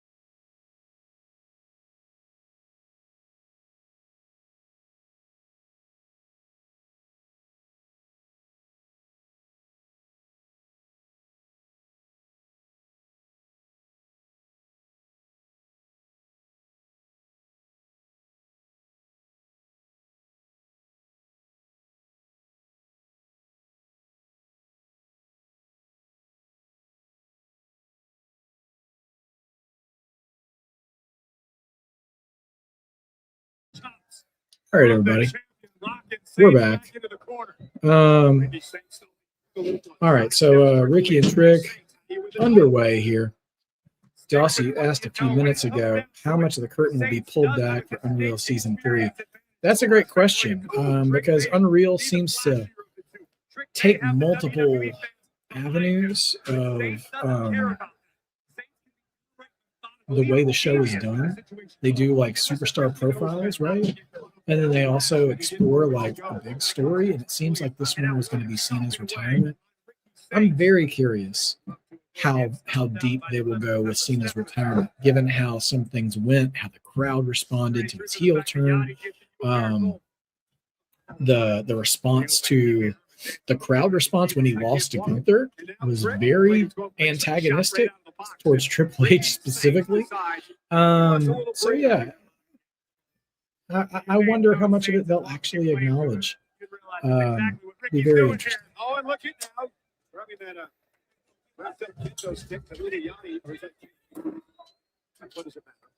oh, and look at that. Oh my gosh. Ricky is trying to Eddie Guerrero Lil Yachty. Oh, and he just got Lil Yachty ejected from ringside.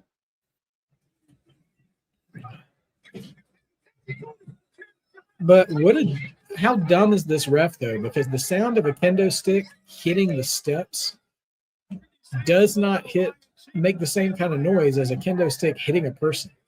Do we expect this referee to think that Ricky Saints is made of metal? He should have smacked the kendo stick on the barricade or on the floor. Yeah, it just makes the ref stupid. And also kind of treats us like we're stupid because we're supposed to believe that they're not. Even in wrestling, you know?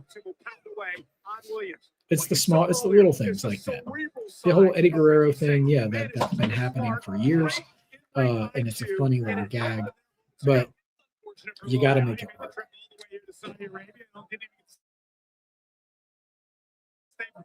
An Oba versus Cody. I mean, listen, those are two matches I would go for, my man King. I mean, I would be down to watch it. I mean, I think we've got at least one more good Seth versus Roman match in us. I've been on record saying if we get Seth versus Roman one more time, I feel like it should be the last time. Like, and I've even said before, I think Seth would be a great final match for Roman whenever he decides he doesn't want to wrestle. I would love Seth to be like the last closed loop of Roman's stories, and I would love for them, once the match is over, regardless of who wins, for them to, fist bump, hug it out, whatever, because the one constant in Thorne and Roman's side is the betrayal of Seth Rollins from 2014. And so if for Roman to truly overcome that, because he's never let it go, for him to get to a place on screen where he actually moves past that, I think would be really great. The ref did think Ricky had a titanium plate in his head for a second, for sure. Look at this. Saints showing off. Yeah, Sophie Duffy, that's a good question. I mean, I'm sure they'll either do some kind of tournament, number one contenders match, something like that, probably. I agree with you, Cole. In certain instances, you've got to understand it. That was yeah, that would. I'll say this, Nightmare King. I think that would suck for Oba to choose your title shot from winning King of the Ring, and then all of a sudden it just becomes a triple threat. Oh, what's up, Modfather? Working overtime. All right, man. God bless you, dude. We'll watch later what I missed. Okay. Well, good to see you popping in, man. I tell you what, it's been eventful so far. We already got our new King and Queen of the Ring.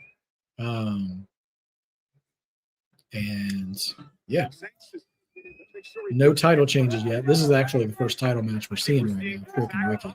they backloaded all the title matches to the last 3 matches. So Netflix is going to make it harder to log into. Man, these streaming services. I'm old enough to remember when these streaming services started. It was this whole new world of like free and unencumbered, no ads, like cheaper, and like life was so easy. And now everything is like 2-factor authentication, and also it's $25 now, and also that comes with ads, and like it's just sucks. Right, exactly. You have to sacrifice your firstborn to have no ads and still use a VPN. Like the 2 different reactions you like in the show at A and B kind of aren't. Well, they're entitled to their opinion. That's all I'm saying. Wanted you to say it again. Trick digging deep in that instance. Even when a show's not my favorite, I try to still find what I enjoy about them. And there's been plenty to enjoy so far. I mean, I think most of the match finishes have been the right call. I thought it was a good cage match, especially by WWE standards. Big kick there by Trick. I got to admit, I'm not super invested into this Trick and Ricky match like I thought it would be. Although everything I'm seeing looks good. I think it's just the danger of being after the cage match is just tough. I will say this: the EO and Liv match. Trick just backhands Ricky. I didn't appreciate Danhausen showing up at the beginning of the match to curse Liv, because that just really, I don't want to say spoiled. I mean, it did kind of spoil it. A lot of us thought EO was going to win anyways, because Liv is already a world champion, but still, that felt like really just confirming it with that. Yeah, I saw that, Sophie Duffy. I was kind of referencing that earlier about, just enjoying the ride. And I think Hunter is onto something there. Like, because of the soap opera nature of wrestling, and what I mean by that isn't like the drama and stuff of soap operas, which is true, but what I'm talking about is the fact that soap operas never have finales. Like they're never over, right? They're just every day, Monday through Friday, the story just keeps going, which is just like wrestling. Like the story just keeps going. So it is kind of a waste of energy to have hot takes and crash out and stuff over wrestling, because it's like it is kind of like viral moments on social media. People get upset about something really, really hot and heavy, and then in a week nobody cares about it anymore because the next thing has happened. And that's the thing about wrestling, is the next thing happens. So that's honestly why I prefer long-term storytelling in wrestling that has care and effort put into it. But so I can see what he means. I think Triple H is right, but when people say that, they tend to think like, I feel like they intentionally, is it called cognitive dissonance? Like when you intentionally hear the wrong thing, and you, like I think the internet fans in general are a little bad faith from time to time whenever Triple H tries to encourage people to like, hey, just come along for the ride. I don't know, like I criticized The Rock for saying that on the mic one time. But to be fair, when The Rock said it, he was literally cutting a promo where he had no idea what he was going to say when he was out there. And like, I'm not going along for the ride if you don't know where you're driving us. But if you do know where you're going and I just don't know where we're going, I can go along for the ride for a little bit. By the way, as I've been yapping, Ricky Saints hits his tornado DDT, but does not get the pin. Trick kicks out to Ricky getting fired up and frustrated. Well, Sophie Dovey, I don't think he's saying if you want to criticize the product, shut up. I think he says if you have a short-term memory about criticizing it, like after every single show, if you're wanting to tear it down. Like, you're not giving them any time to let moments breathe. I do think they have I think they do have earned criticism from time to time, but the people who are constantly looking for something. Oh, trick shot coming off the ropes. That ought to do it. 1, 2, 3. Trick retains, as he should have. That match was solid, but I will say this, and it's going to sound like a criticism. That felt more like a SmackDown match than a PLE match. It felt like a good SmackDown match, you know? But there you go. So, good for Trick. I am 3-1 on my predictions today. And still in the lead to be the sole possessor of the coalition.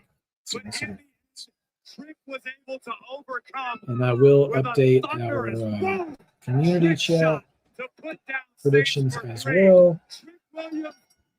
Genuine article, the real deal. As Booker T himself used to say. Yeah, A and B, good match. And I just got done saying, like, it felt like a good SmackDown match. I think following the cage match was going to be hard for anything on the roster. Ricky's back up though. He's looking like he wants to. Oh, but little Yachty's back out. There you go. And Trick and Yachty gang up on Ricky.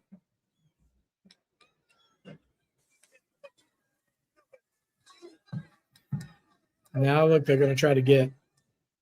They're going to do a people's elbow. Yeah, the EO Live match was probably the best. I don't love to use this word a lot. The best work rate match. I thought EO and Live had the best wrestling. I think Seth and Bron had the biggest spectacle, and Oba and Jay had the best. They had the crowd's attention. So actually, there's quite a few accolades to give around to this show. So, but in the title match last, maybe we'll have ourselves a memorable moment to close the night. Well, ladies and gentlemen, tomorrow night, history is. All right, tomorrow, guys, Great American Bash. Join me again in the afternoon. I'm going to be hydrated, going to have my voice taken care of. Fun fact, I'm actually preaching at a friend's church tomorrow. So let's hope my voice sustains, because I feel like we're going to be excited about what NXT has to offer, especially my regulars here in the chat, because we watch NXT every single week. And Great American Bash has shaped up to be quite an anticipated card. I'm sure some of you guys might be checking out AEW, TNA. But, man, give NXT a shot tomorrow, because I think it'll really impress. Here comes Jade making her way down. No problem, Seth. I mean, PLE, we use that term loosely now. I think that's why they have taken the phrase pay-per-view off and changed it, because PLE stands for Premium Live Event. And I think premium doesn't necessarily mean it's on a paid service, but it just means it's like a more special event, you know? I think it's just a way for them to rebrand without it technically being a pay-per-view.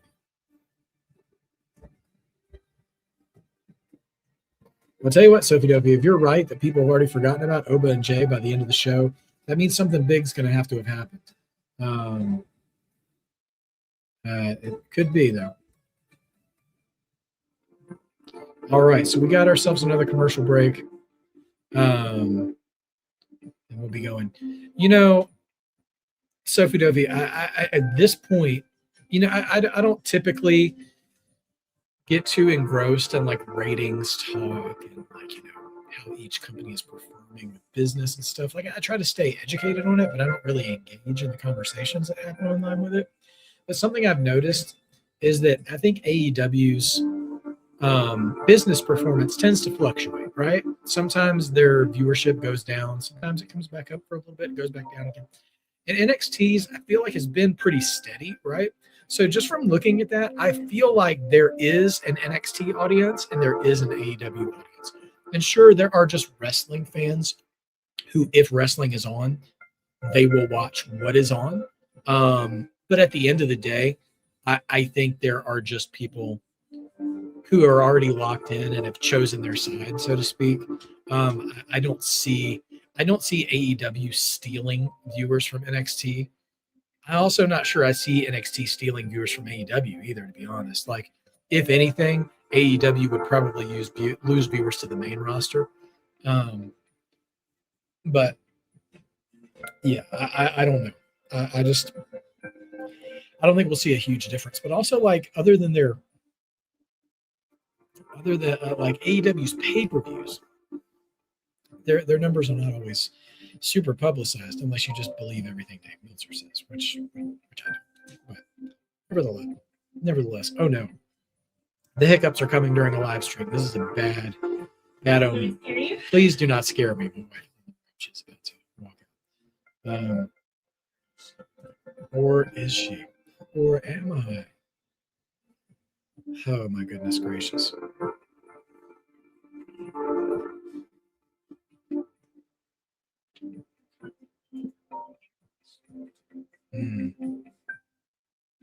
Yeah, that's the hard thing too, because the outlets are. I wish that thing wasn't so tall. Oh, okay.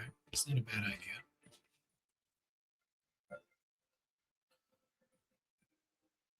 Yeah, Sophie Dev, you're right about that. I will say, I think of all the companies right now, TNA is probably in the most danger of losing viewers during competition.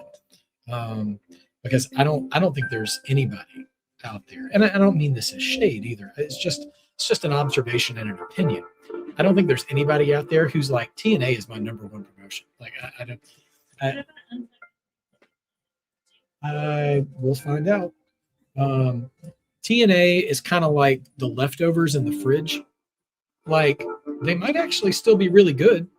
But a lot of times when you're like, you know what though?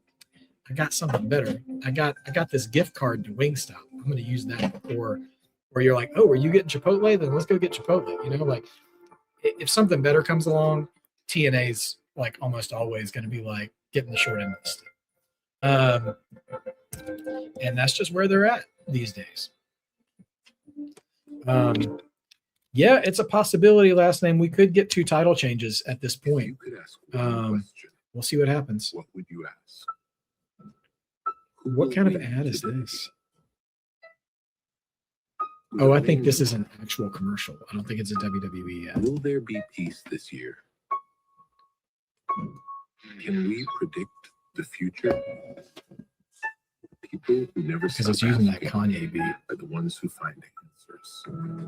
Oh, it's a poly market ad. Man. 12 years ago, 2014. Oh, wow. 2014, Cody Rhodes. Fast forward to 2018, the first crown jewel event. The history of Saudi shows. We see Brock Lesnar win the Universal Championship. 2019, Natalia, Lacey Evans, the first ever women's professional wrestling match mention of in Lacey Saudi Evans. Arabia. And of course, earlier this year, 2026, Liv Morgan, Roman Reigns winning the Royal Rumble. And one of the highlights next year in Riyadh, WrestleMania. We'll find out. Oh, it's just a WrestleMania ad for next year. I did not see that trailer last night. Worth checking out. Is WrestleMania. We know what it means to mean to a kingdom. WrestleMania. It's the first time. Would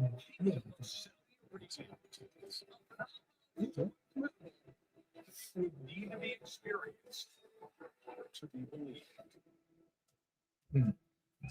WrestleMania 43. There's your logo.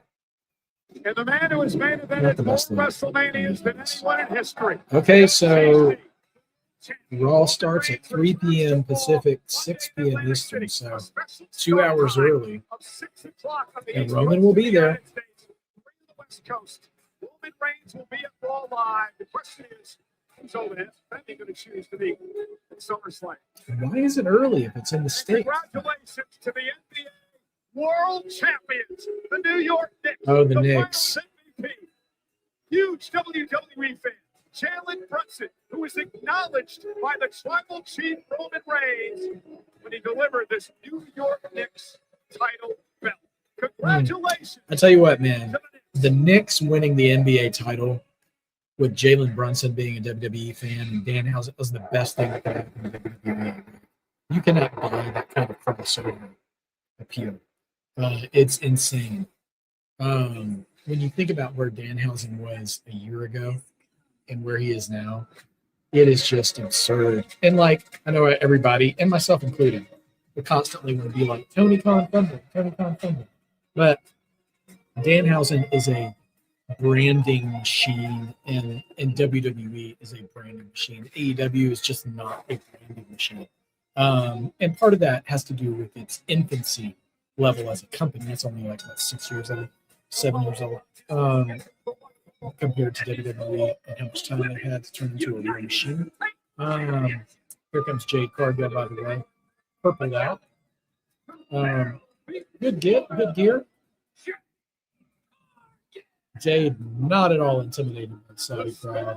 Love her swagger and her confidence. Will she be U.S. champion? Let's see.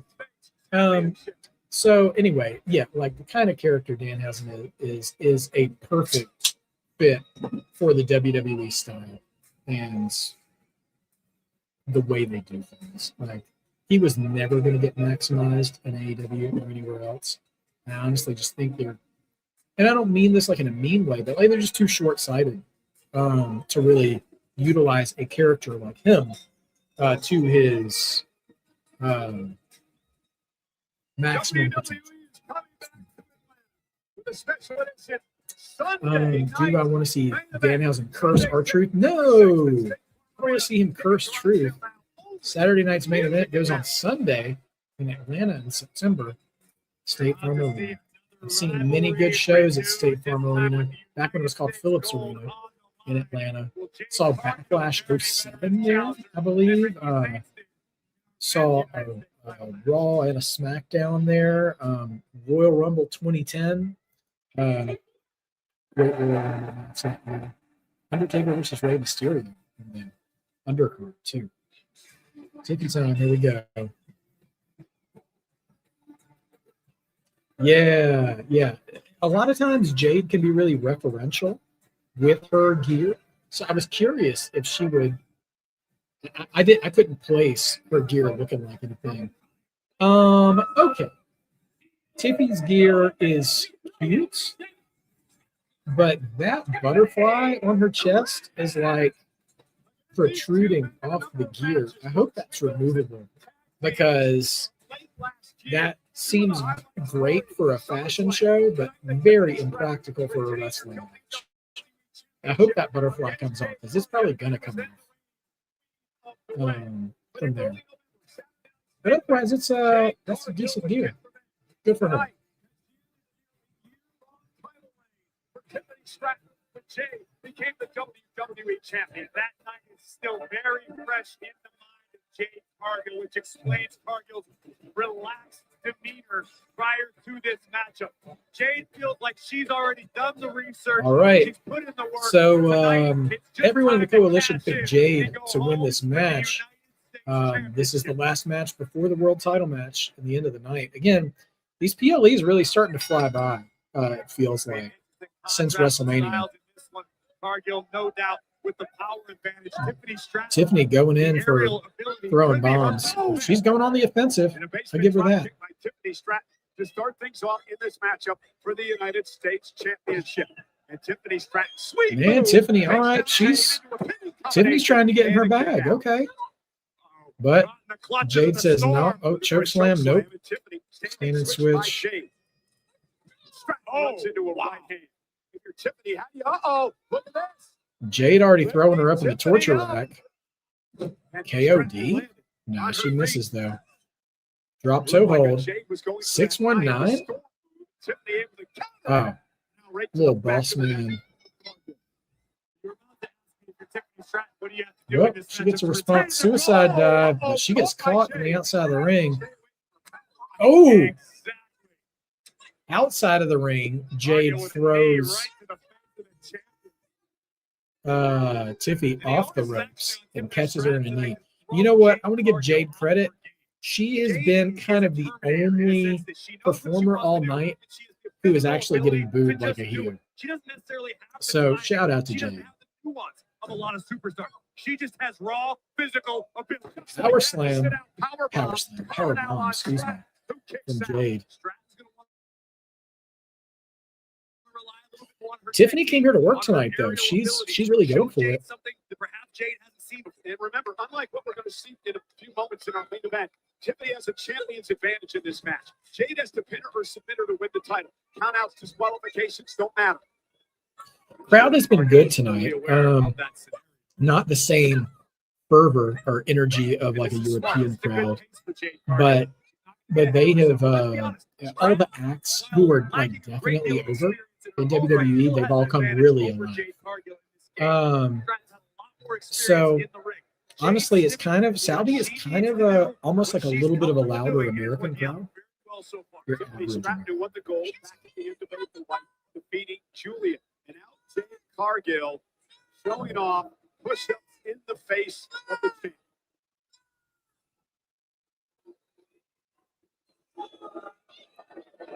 Yeah, crowd unabashedly not behind Jade Cargill, which is an interesting thing to hear, considering they've pretty much cheered. Oh man, Boss Man Slam or Black Hole Slam, depending on your generation. Take a look at this. Cargill ripping Tiffany Stratton out of midair, driving her down with that spinning sidewalk slam. We've talked about this a lot, Corey, but it is so much fun to watch the maturation process of Cargill in the ring over the past year. I agree. I think going back to WrestleMania against Rhea Ripley, even though Cargill lost the WWE Women's Championship, might have been Jade's most complete performance from start to finish. That can actually be a good thing for a superstar's career. Confidence builder. Tiffany trying to go toe-to-toe with Cargill. You're not going to out. Feels like Jade is working like just like a step or a half step slow. Even in the way she's like throwing her punches and stuff is a little slow motion. And Tiffany, on the other hand, seems to be working faster. So they're almost clashing. And not no AJ Styles pun intended, but a bit of a Styles clash. Tiffany, it feels like, is really trying to put on her best effort, and Jade feels like she's working slower than normal. Jade gets reversed. Basement drop kick from Tiffany.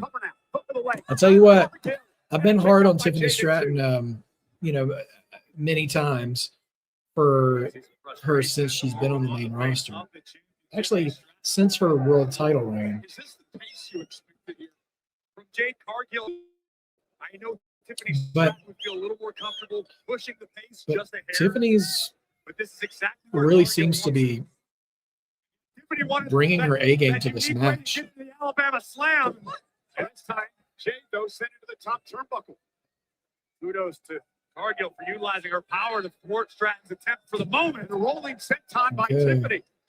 Is she going to go up for that moonsault already? And knees come up. Man. And now Jade bringing her up in the rack. Oh, turning things around. Here is the cover. Is it enough? Dude, Swavey, I'd say that of Jade. It does feel like Jade's in a rehearsal pace. But I want to give Tiffany credit. I think she's actually trying to get the best out of Jade, but maybe it's their chemistry. Jaded, no, doesn't get it, and comes down on a stunner. That's 2 reversals of Jaded in this match. Tiffany looks like she's getting a little tired. No, I mean, I would have been tired 30 seconds in. Crucifix, but what in the... That was sloppy. I can't say nothing other than that. That was a sloppy move. I mean, that made Becky Lynch and Ronda Rousey look clean. finishing the with pinfall. that crucifix Maybe the only pin. reason this match is The ref didn't televised. even count first. He's had a counter for just about everything. Cargill. All right. And Oh, B-Fab out B-Fab and here. Meechin are here. Or There's a Meechin, the minions of Cargill. He's cold. Now Jade, look at choke slam. The numbers game. Here's your shenanigans. Will we see Chelsea Green? That's the question. Or Alexa Bliss, or probably not sure. Oh, Chelsea Green is here. She was hiding under the ring, and she just took care of the baddies.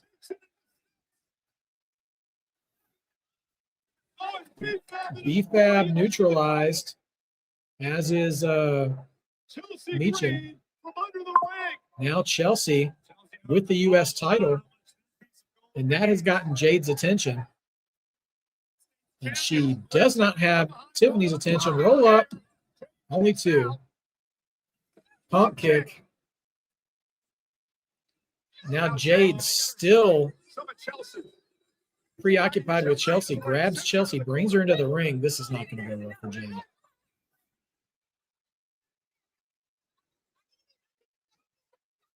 Big distraction coming.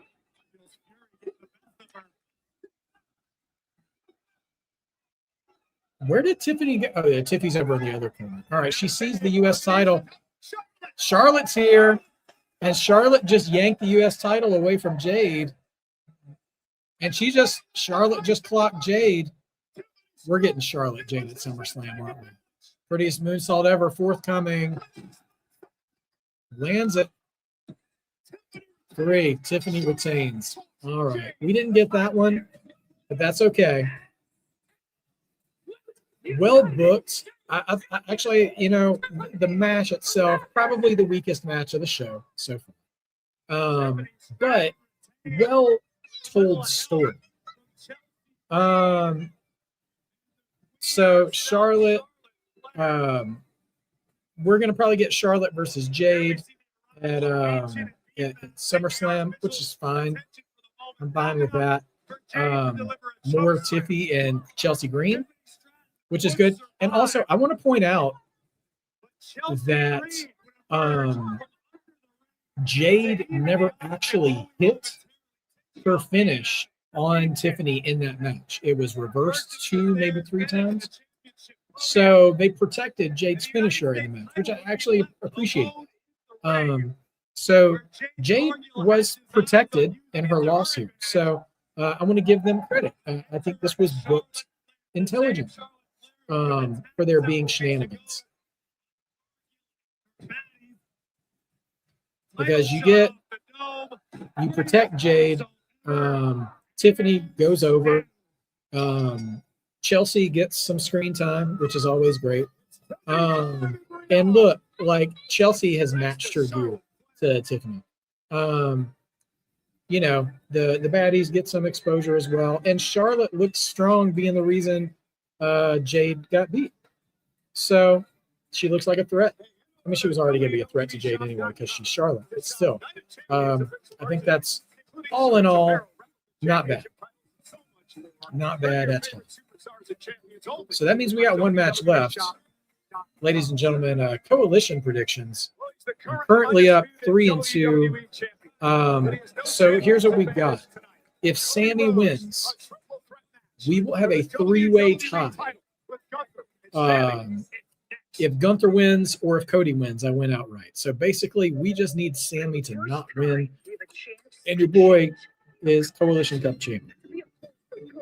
But we'll have to see what the night holds for us. If Sami wins, it's a 3-way tie. All right, Tiffy wins that match. And we still have one more match to go. We're going to take a look at our responses here and see 8 points, 7 points. May never be the same again.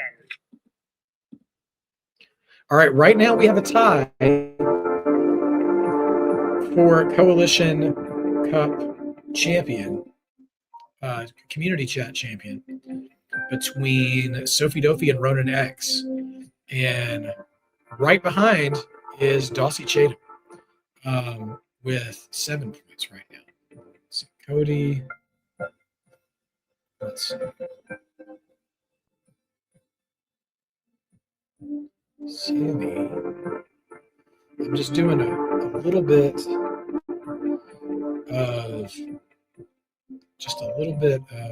whatchamacallit, forecasting here. All right, so it comes down to Cody and Sami. So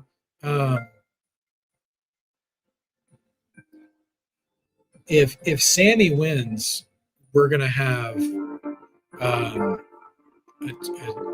two-way tie between Sophie Dofi and Ronan X. And tie goes to the champion, so Sophie Dofi will retain. If Cody wins, actually, we'll just tie go to the champion. I can't remember. Anyway, I think we did say that. You have to win outright to be champion. And then Dawsey may tie if Cody wins. So let's see. No, not Dawsey. I'm sorry, Dawsey. Not you. I'm sorry, Dawsey. Last name, middle name. You picked Gunther. You picked Gunther to win. My bad. So, yeah. So it looks like Sophie Dofi might actually end up retaining regardless, because it looks like a tie may end up being inevitable. So I think we're going to have a successful tiebreaker defense from Sophie Dofi with our community chat championship. And then let's see what we've got remaining. Let's see. Yeah, you need Gunther to tie last name.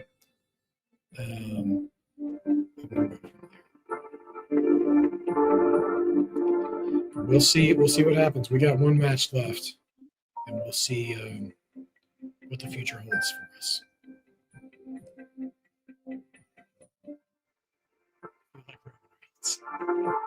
Roman Reigns.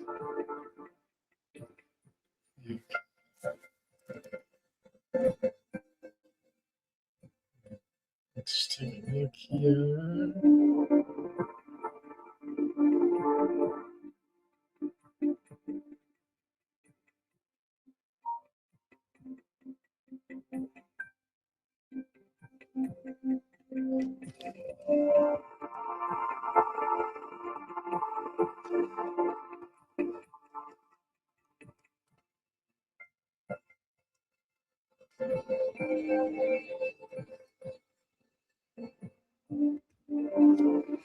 Who's looking down on us from above? Me.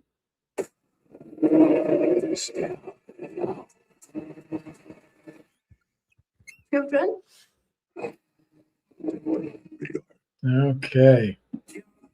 Ladies and gentlemen, it's the biggest event of the summer, and it takes place 5 weeks from tonight. Yeah.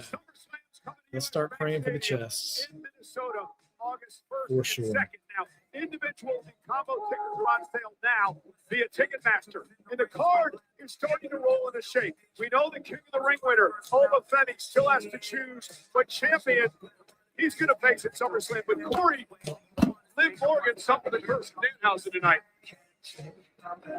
The 2026 Queen of the Ring, Io Sky, has chosen her champion. Io will challenge Liv Morgan for the Women's World So we get Championship. Liv in and Minnesota Io running at it back at SummerSlam. SummerSlam. And of course, we're getting set in Riyadh, Saudi Arabia, for what's going to happen early next year. It is WrestleMania 43, live from the capital city of Saudi Arabia, Riyadh. Well, you know, we talked about the winners of the King and the Queen of the Ring tournament. How did our Arabic colleagues call these matches? Take a listen. We're going to have the Arabic announcer calls for some of these matches.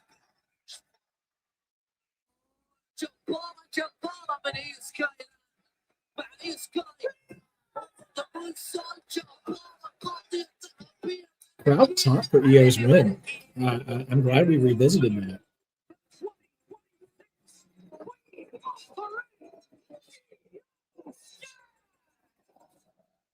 Also, splash kills you. What? Fall from grace.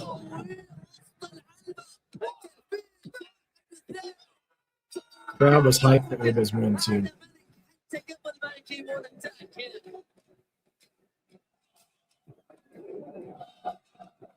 Man, that Oba pose is so dope. That was the moment that Oba Femi Here's the became pin. king of the ring. Joe Tessitore, Peter Rosenberg, and Okay. PE with you as we're getting set for the post show of Night of Champions. But real quick, what'd you think of Oba Femi today? Oba Femi is exactly who you think he is. He is everything he says he is. This man is a dominant force in WWE. On the post show, we will also hear from Seth Rollins after his victory in the steel cage match over Bron Breakker. That was a thriller. We talked about this all week. Who needed the win more? How big was this for Seth Rollins? He needed a signature win. He got one in Riyadh tonight. Plus, we will hear from the winner of the championship triple threat match. It comes your way after the main event right here on the ESPN app. Join us for the post show. Thanks, Joe and company. We'll see you guys in the post show right after this, which is our main event.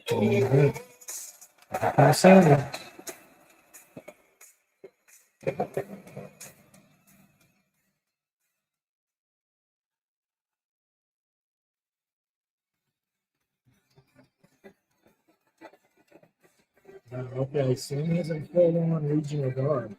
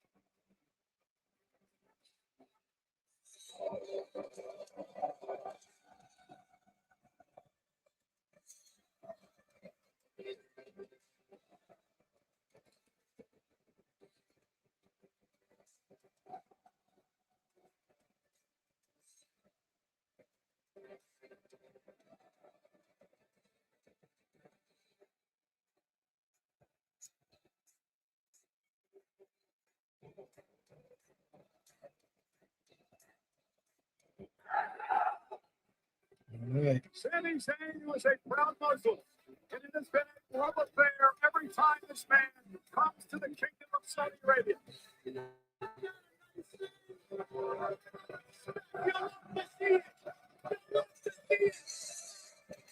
All right, Sami's jazzed up. I really should. Sami Zayn is still the last real good guy.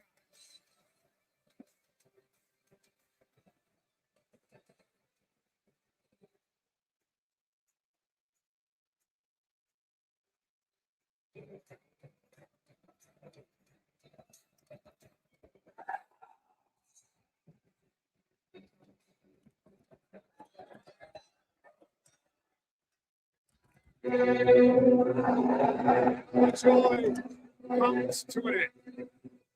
Speak for yourself. Here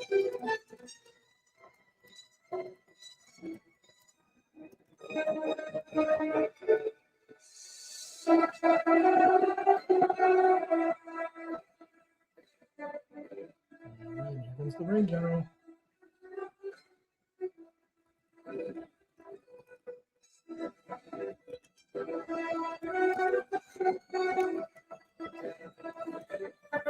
Ring general, the career killer, Gunther. Winning the World Championship tonight. Gunther's changed a bit over the past few months. He's whining much more. He's hiding behind attorneys. But one thing has not changed. This man is a deadly weapon. Now the bottom of the wrestling mat is sacred. Inside the ring, recently, there is certainly a lot of legitimacy to the ring general's rights. Rhodes retained his WWE Championship in very controversial fashion. What about what Sami Zayn did?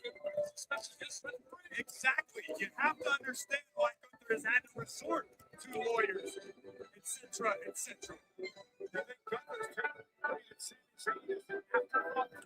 Yeah, post WrestleMania, it feels like these PLEs have just been, just been Gunther of all people knows all too well what Zayn's capable of when it's back easy. WrestleMania. 666-day reign. I'm very curious how this will go down. We'll see what happens.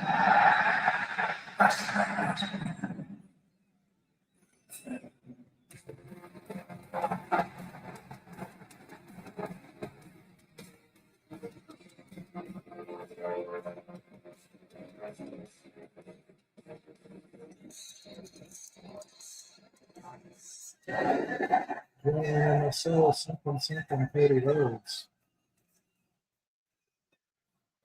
Here it comes. Crowd is singing along with every lyric.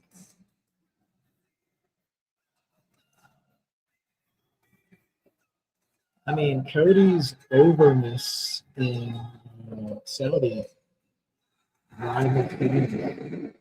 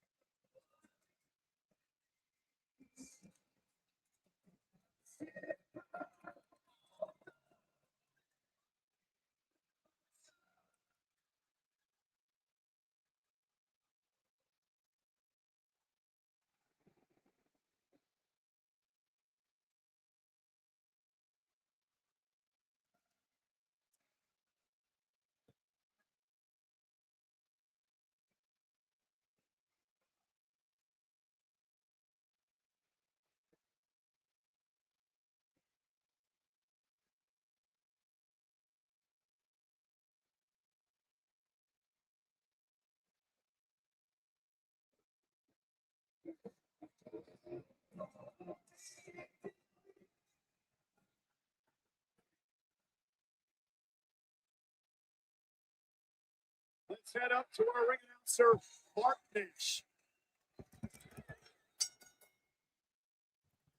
The following contest is a triple threat match scheduled for one fall.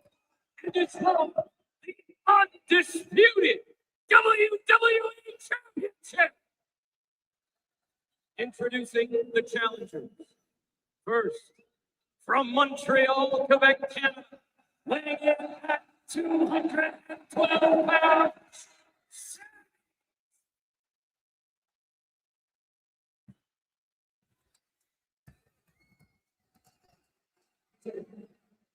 from Vienna, Austria, weighing in at 250 pounds.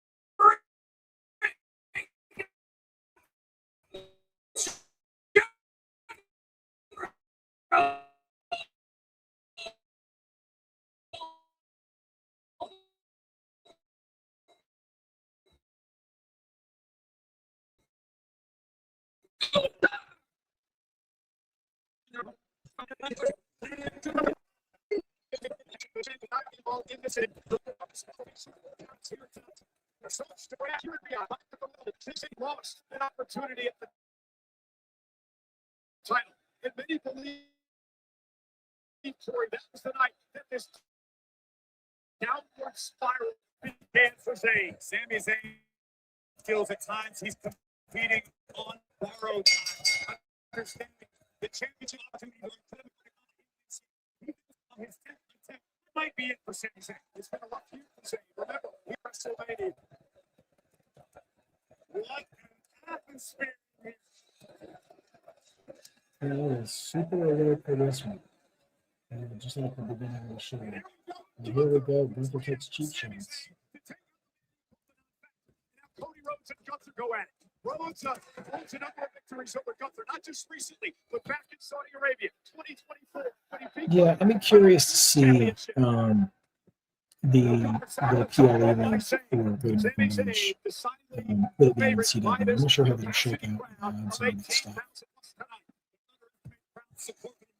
Cody Rhodes was cheered. Collar and elbow tie up, and Cody Rhodes now with a side headlock on Zayn. An opportunity for both these men to keep this a one-on-one matchup with Gunther out of the match, at least momentarily. Another cover by Cody and a kick out by Sami. And Cody dropped down, and there's the big right.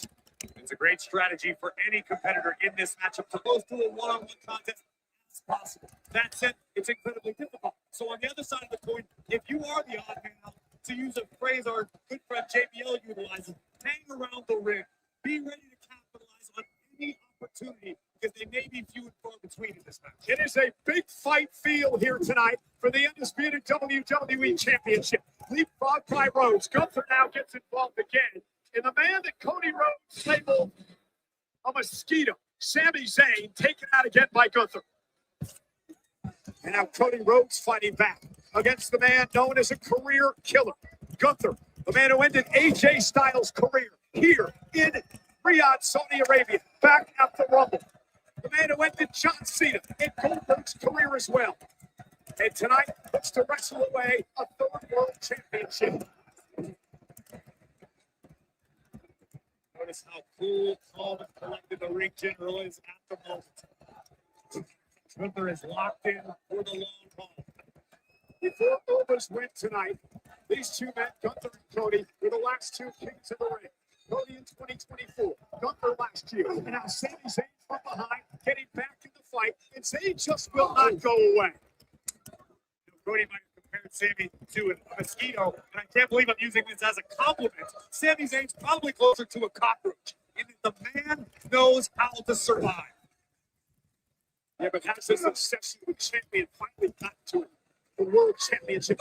Whipped into the corner goes Rhodes, and now Gunther in that zone. The zone where he wants to maim, the zone where he wants to cripple, the zone where he wants to take out Rhodes. This Saudi Arabia crowd tonight. The ring general just doesn't care. He doesn't give a damn.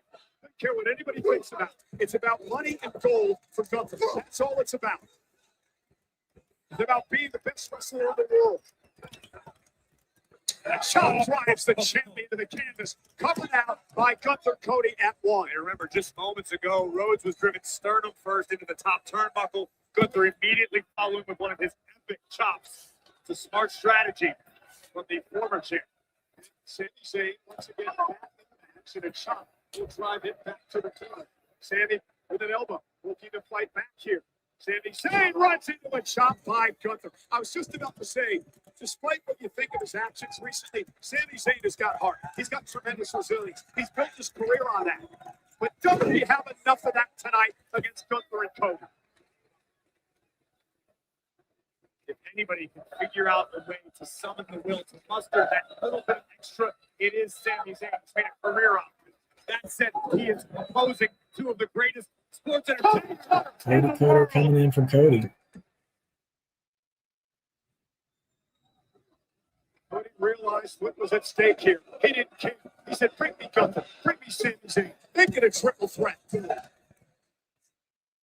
one thrives on pressure quite like the American Nightmare. Up and over goes Rhodes. Gunther runs into a power slam by Cody. And now Sami into the fray. Cody caught him. Covered by the champ. Sami's still in it. Take a look at this exchange. Rhodes able to whip Gunther over with a power slam. And then following with a side effect to Sami Zayn. The champion in control for the moment. And here's Gunther now. Cody able to duck underneath it. It's a double. Cody caught her. Double Cody Cody. looks Okay, good tonight. Cody. Sure does. Suicide side by Rhodes. Cody's got Gunther a bit out of sorts here. We talk so frequently about the importance of strategy. The sunset flip, Gunther trying to hang on. Does it. Winning combination, kick out at 2. Rhodes is no exception when it comes to planning the game for a match. And Gunther, though, went for that power bomb. Cody from behind, look at the crossroads. Gunther into the snap there. Hooks Cody up. Power bomb, Rhodes stacks him up. Isn't it up? Sami Zayn saves the matchup for himself. For himself being the operative word, Cole, because Sami realizes that even though he may not be involved in the fall, his biggest opportunity could very well go up in smoke. This is what I'm talking about when it comes to hanging around the ring, being ready for anything. We mentioned Gunther and what he did to Styles back at the Rumble. I'd like to mention as well that remember the Rumble match earlier this year here in Riyadh? Gunther was runner-up to Roman Reigns that night. Oh, was he driven into the steps by Sami. It's Sami showing a little bit of aggressiveness here tonight. I compared Sami to Wemby, the center of the San Antonio Spurs. I called him a title. I called him delusionally spoiled. Do you look at that with Sami Zayn? With the Thunder Bomb. Cody able to counter it, firing off a series of lefts. Oh, Sami caught him. Sami's got a chance. Cody kicks out. To answer your question and your comparison between Sami Zayn and Wemby, I disagree. I understand Sami has a tendency to be a bit abrasive in his ways sometimes, but in Sami's heart, he believes he is justified in all of his actions. Whether you agree or not is irrelevant to Zayn. He wants what he wants. Sami trying to feed off this capacity crowd tonight. Cody is in trouble in the crowd. Sami's got him. Looking for Haluma kick and Gunther again. Oh, no. No disqualifications under triple threat rules. Maybe a while before we see Sami again. Oh. It's interesting. Gunther keeps flinging Sami out of the ring because he wants to pin the champion to win the title tonight. This is what it all boils down to. Gunther believing that the mat is sacred. He is still very old school in his mentality. If you want to call yourself the champion, you want to beat the champion. Make it undeniable. Yeah, but there's so many whispers out there that Gunther can't beat Cody. And that sticks with Gunther. And he wants to make sure the world knows he can do it tonight. Absolutely right again. Gunther now with a front face lock applied to the American Nightmare. Right, Gunther's still at real work estate here. to work with for either man. You know, triple threats For Cody here. Cody on the top can rope. be tricky Trying to block. to, you know, He does. introduce Drops Gunther to the new mat. What does Rhodes do now? concepts, I guess, because they've been going Oh, around for Gunther a caught while him. now. Waist lock now applied. Cody turns him around. Cody looking for this Cody crossroads. Cody to the He hits it in the middle of the ring. And what is it? I gotta say, the crossroads might be one of the weakest finishers from sort of mainstream main event level wrestling. One crossroads rarely seems to beat people these days. And Cody wants Sami. And I do miss protecting finishers. Granted, Sami at least intervened in that. All right, now we're getting Cody and Sami. Sami put to prevent that pin.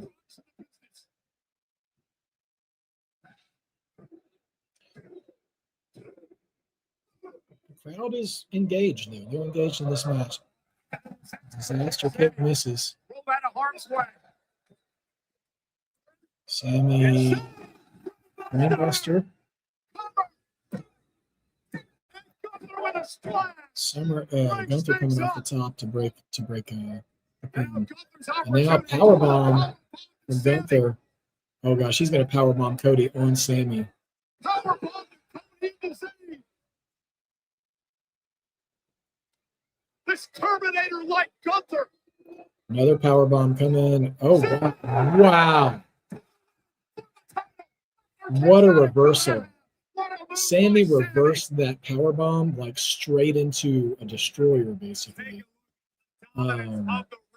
So clean too. On to the other challenger, Here's Sami one. Zayn. A little insurance. Was what the goal was, but Sami Zayn flips the That'd have script been and crazy. nearly upset Gunther to become WWE champion. Not really a destroyer, more like a code red, I guess, but still. This was for the undisputed WWE That was championship. wild. The champion, Zayn and Gunther, the challengers. Triple threat rules tonight. Joining us, the American Nightmare, who's the odd man out. Cody Rhodes has been neutralized. His title in great jeopardy at the moment. I guarantee you, the king of the ring, Femi, watching this matchup closely. He has a decision to make. WWE champion or world champion. Zayn heading to the top rope. Gunther to his feet. Sami's got to roll through. Yep. Gunther misses. Gunther, I think goes for her legal kick of his own. Doesn't miss it. Now Sami gonna try to hit one while Gunther's caught in the corner and he gets it. 1, 2. Oh, and now Cody pulls the ref out of the ring. And a good turn deserves another. Desperate times call for desperate measures. And the crowd actually boos that development.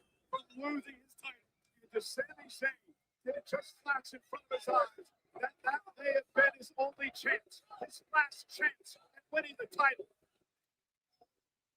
Now Sami comes out to the ring. Cody slams into the announce table. Thought he had it beat. Cody now. Looks like we're going to get announce table spots. Rhodes doing a little redecorating with malice in mind. But Zayn from behind Sami up. towards whatever Cody was trying to cook up. Now Cody. And Sami preparing the other announce table. Now have been cleared. Sami Zayn ripping equipment out everywhere. And Cody now. That's not where Cody wants to be, I'll tell you that much. All right, Cody on top of the announce table. And now Sami too. Gunther still in the middle of the ring.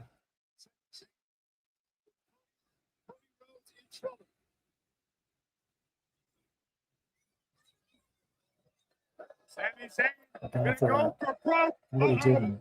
Sami wants a package pile driver on the announce table. But no, not happening.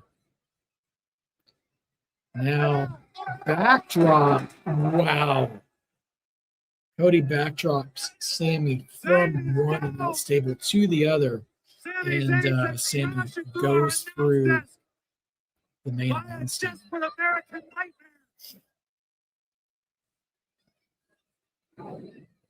Big spot. Sami got some decent air.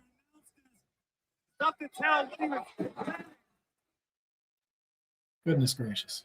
Took out our audio. Here, Michael Cole's headset is out. Trying to get this repaired. We got chaos at ringside.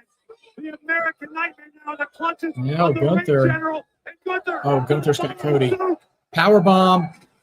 Oh, he power bombs him on the Arabic announce table, but it doesn't break. He's going to go for a second one. Second power bomb, and this time it breaks. Oh gosh!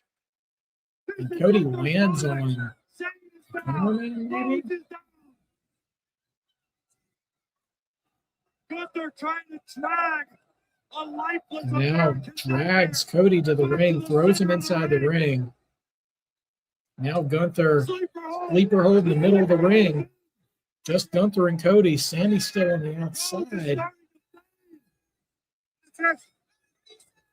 What will we get here? Gunther, Constrictor, squeezing the breath out of the WWE champion.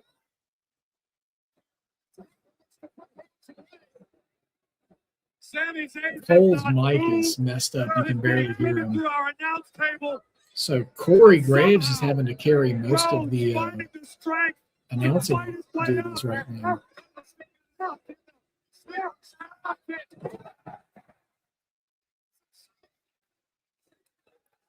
Oh, Cody breaks the sleeper, but Gunther puts it right back on. Still no Sami yet. Triple threat rules. Cody's fading.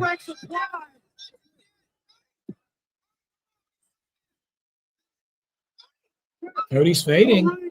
Where's Sami? We're raising Sami. Sami catches Cody's hand. Does that work with tapping though? I mean, like, I know you can keep a guy from tapping, but can you keep a guy from showing he's unconscious? Like that. I don't know if I've ever seen that before. All right. Whatever. It's that, and there was something else that happened earlier tonight too. I felt like the logic was a little weird. But that's okay. Oh yeah, Bron's like, no, don't hit me. And Seth stopped in his tracks.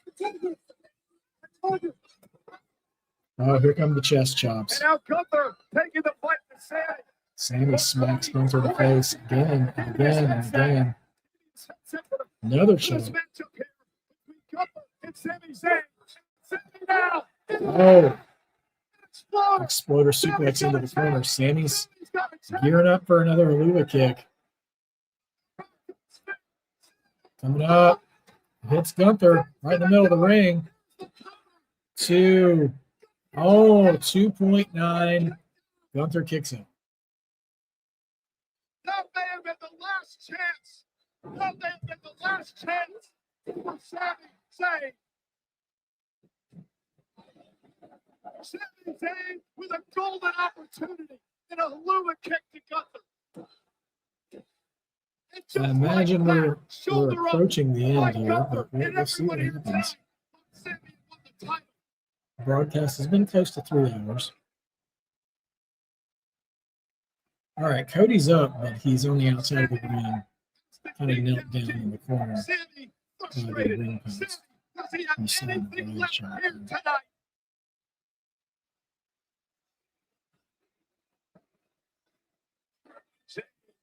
Dragging Gunther back to his feet.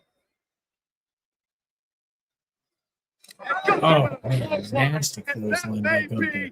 Death blow. Okay. Oh, here comes Cody. Cody cutter, super Cody cutter.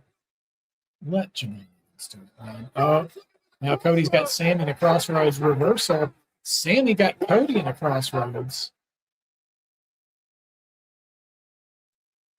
Now Sami's got Cody lined up for the Nova kick. He's going to charge. Oh, and then Gunther just snatches. Snatches. Oh, but now Sami. Okay, we're doing a 3. What in the world? Sami had Gunther in the sleeper, but Cody hit Sami with the crossroads while he had the sleeper on Gunther. And then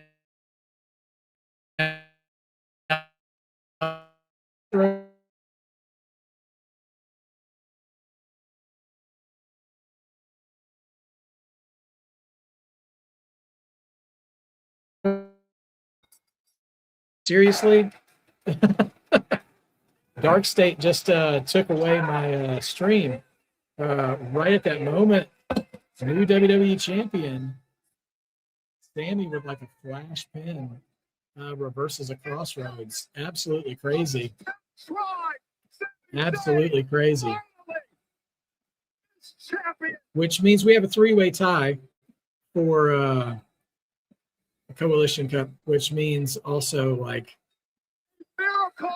we don't break on a tie, so I don't know. I don't know how we're gonna rule. We'll probably just have to go back to where we were. There you go. Sami Zayn is now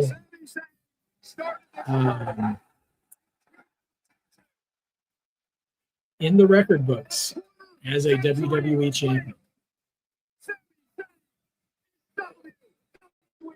champion. All of the years, So all of the here's a time, question now. all of the broken hearts and the sacrifice has led to this point, to the top of the mountain. Sami Zayn is Does he face over Femi? WWE champion. Or who does he face Sami at has a number of SummerSlam? opportunities All right, so we have a tie between Ronan X and Sophie Dofi as well for the Community Championship. Tie goes to the champion, and Coalition Cup is a three-way tie, so that works just fine. We'll probably have to work with tiebreakers in the future to try to manage this. So we'll see what happens. But there you go. I mean, sort of shock finish. Don't hate it. There we go. And Sami pins Cody. So no, so Gunther is not pinned. Gunther does not take the fall. Very interesting case here because Gunther still loses a title match without losing cleanly and definitively. Cody has now lost the title. Femi is king of the ring. So Monday will be interesting. I mean, I feel like the obvious thing again is for Oba to chase Roman. And with Sami, you could have Sami defend against Gunther. You could have Sami. Yeah, we're still co-champs, my friend. You could, I mean, honestly, you could have Gunther and Sami one-on-one at SummerSlam. You could have Cody and Sami one-on-one at SummerSlam. You could run back to Triple Threat, although I don't know why you would do that. That's not something they do often. So there's that. We are still Code Predictions champs. That's right. Like the Joker said, I think you and I are best. It's all good, man. Great minds have great insights.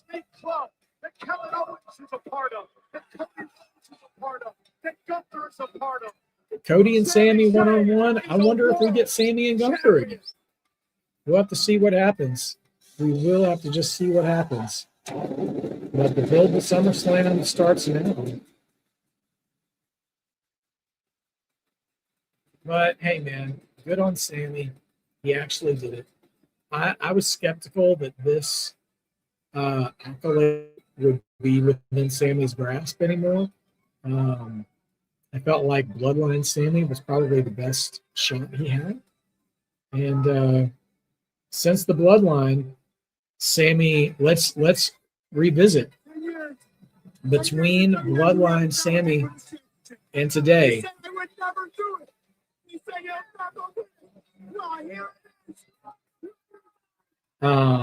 He has been Intercontinental Champion, Tag Champion, Intercontinental Champion, U.S. Champion, and now WWE Champion.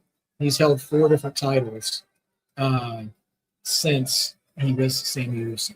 So Sami Zayn hitting the peak of his career right now. And so top of the mountain, Sami Zayn, congratulations. Saudi is super excited. Feel like it's going to be very Bret Hart in Canada kind of thing because we'll have to see what happens on Friday when he comes back to SmackDown. Yeah. Will he hold it to SummerSlam? I don't see why he shouldn't. There's no reason to take it off of him before SummerSlam. But I am curious how we figure out who he's going to face, which again is how we propel the story forward, right? So I'm for it. I appreciate it. I enjoy it. And it was a good show. Solid show all around. So we've got quite a bit of things to consider coming out of Night of Champions. Big questions are around the world title pictures now.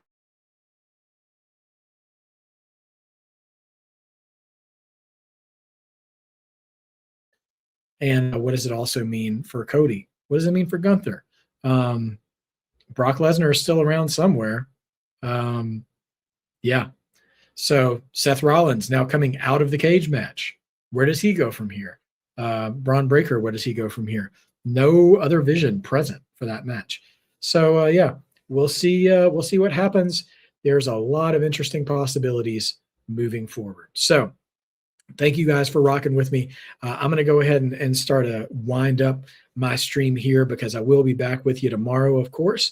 And I will, and I've got some things to take care of today, but I will be back tomorrow for Great American Bash. Join me then tomorrow afternoon, evening, depending on where you are. And thanks so much for joining with me. Congratulations to Sophie Dophie holding on to the chat prediction title with that tiebreaker, and of course A and B co-champions once again with me. And we'll do this all again when it's time for SummerSlam. So I'll see you guys tomorrow for Great American Bash. But until then, don't forget to be a mark, because being a mark means you believe, and believing makes wrestling better. You guys take care of yourselves. I'll see you all tomorrow for Great American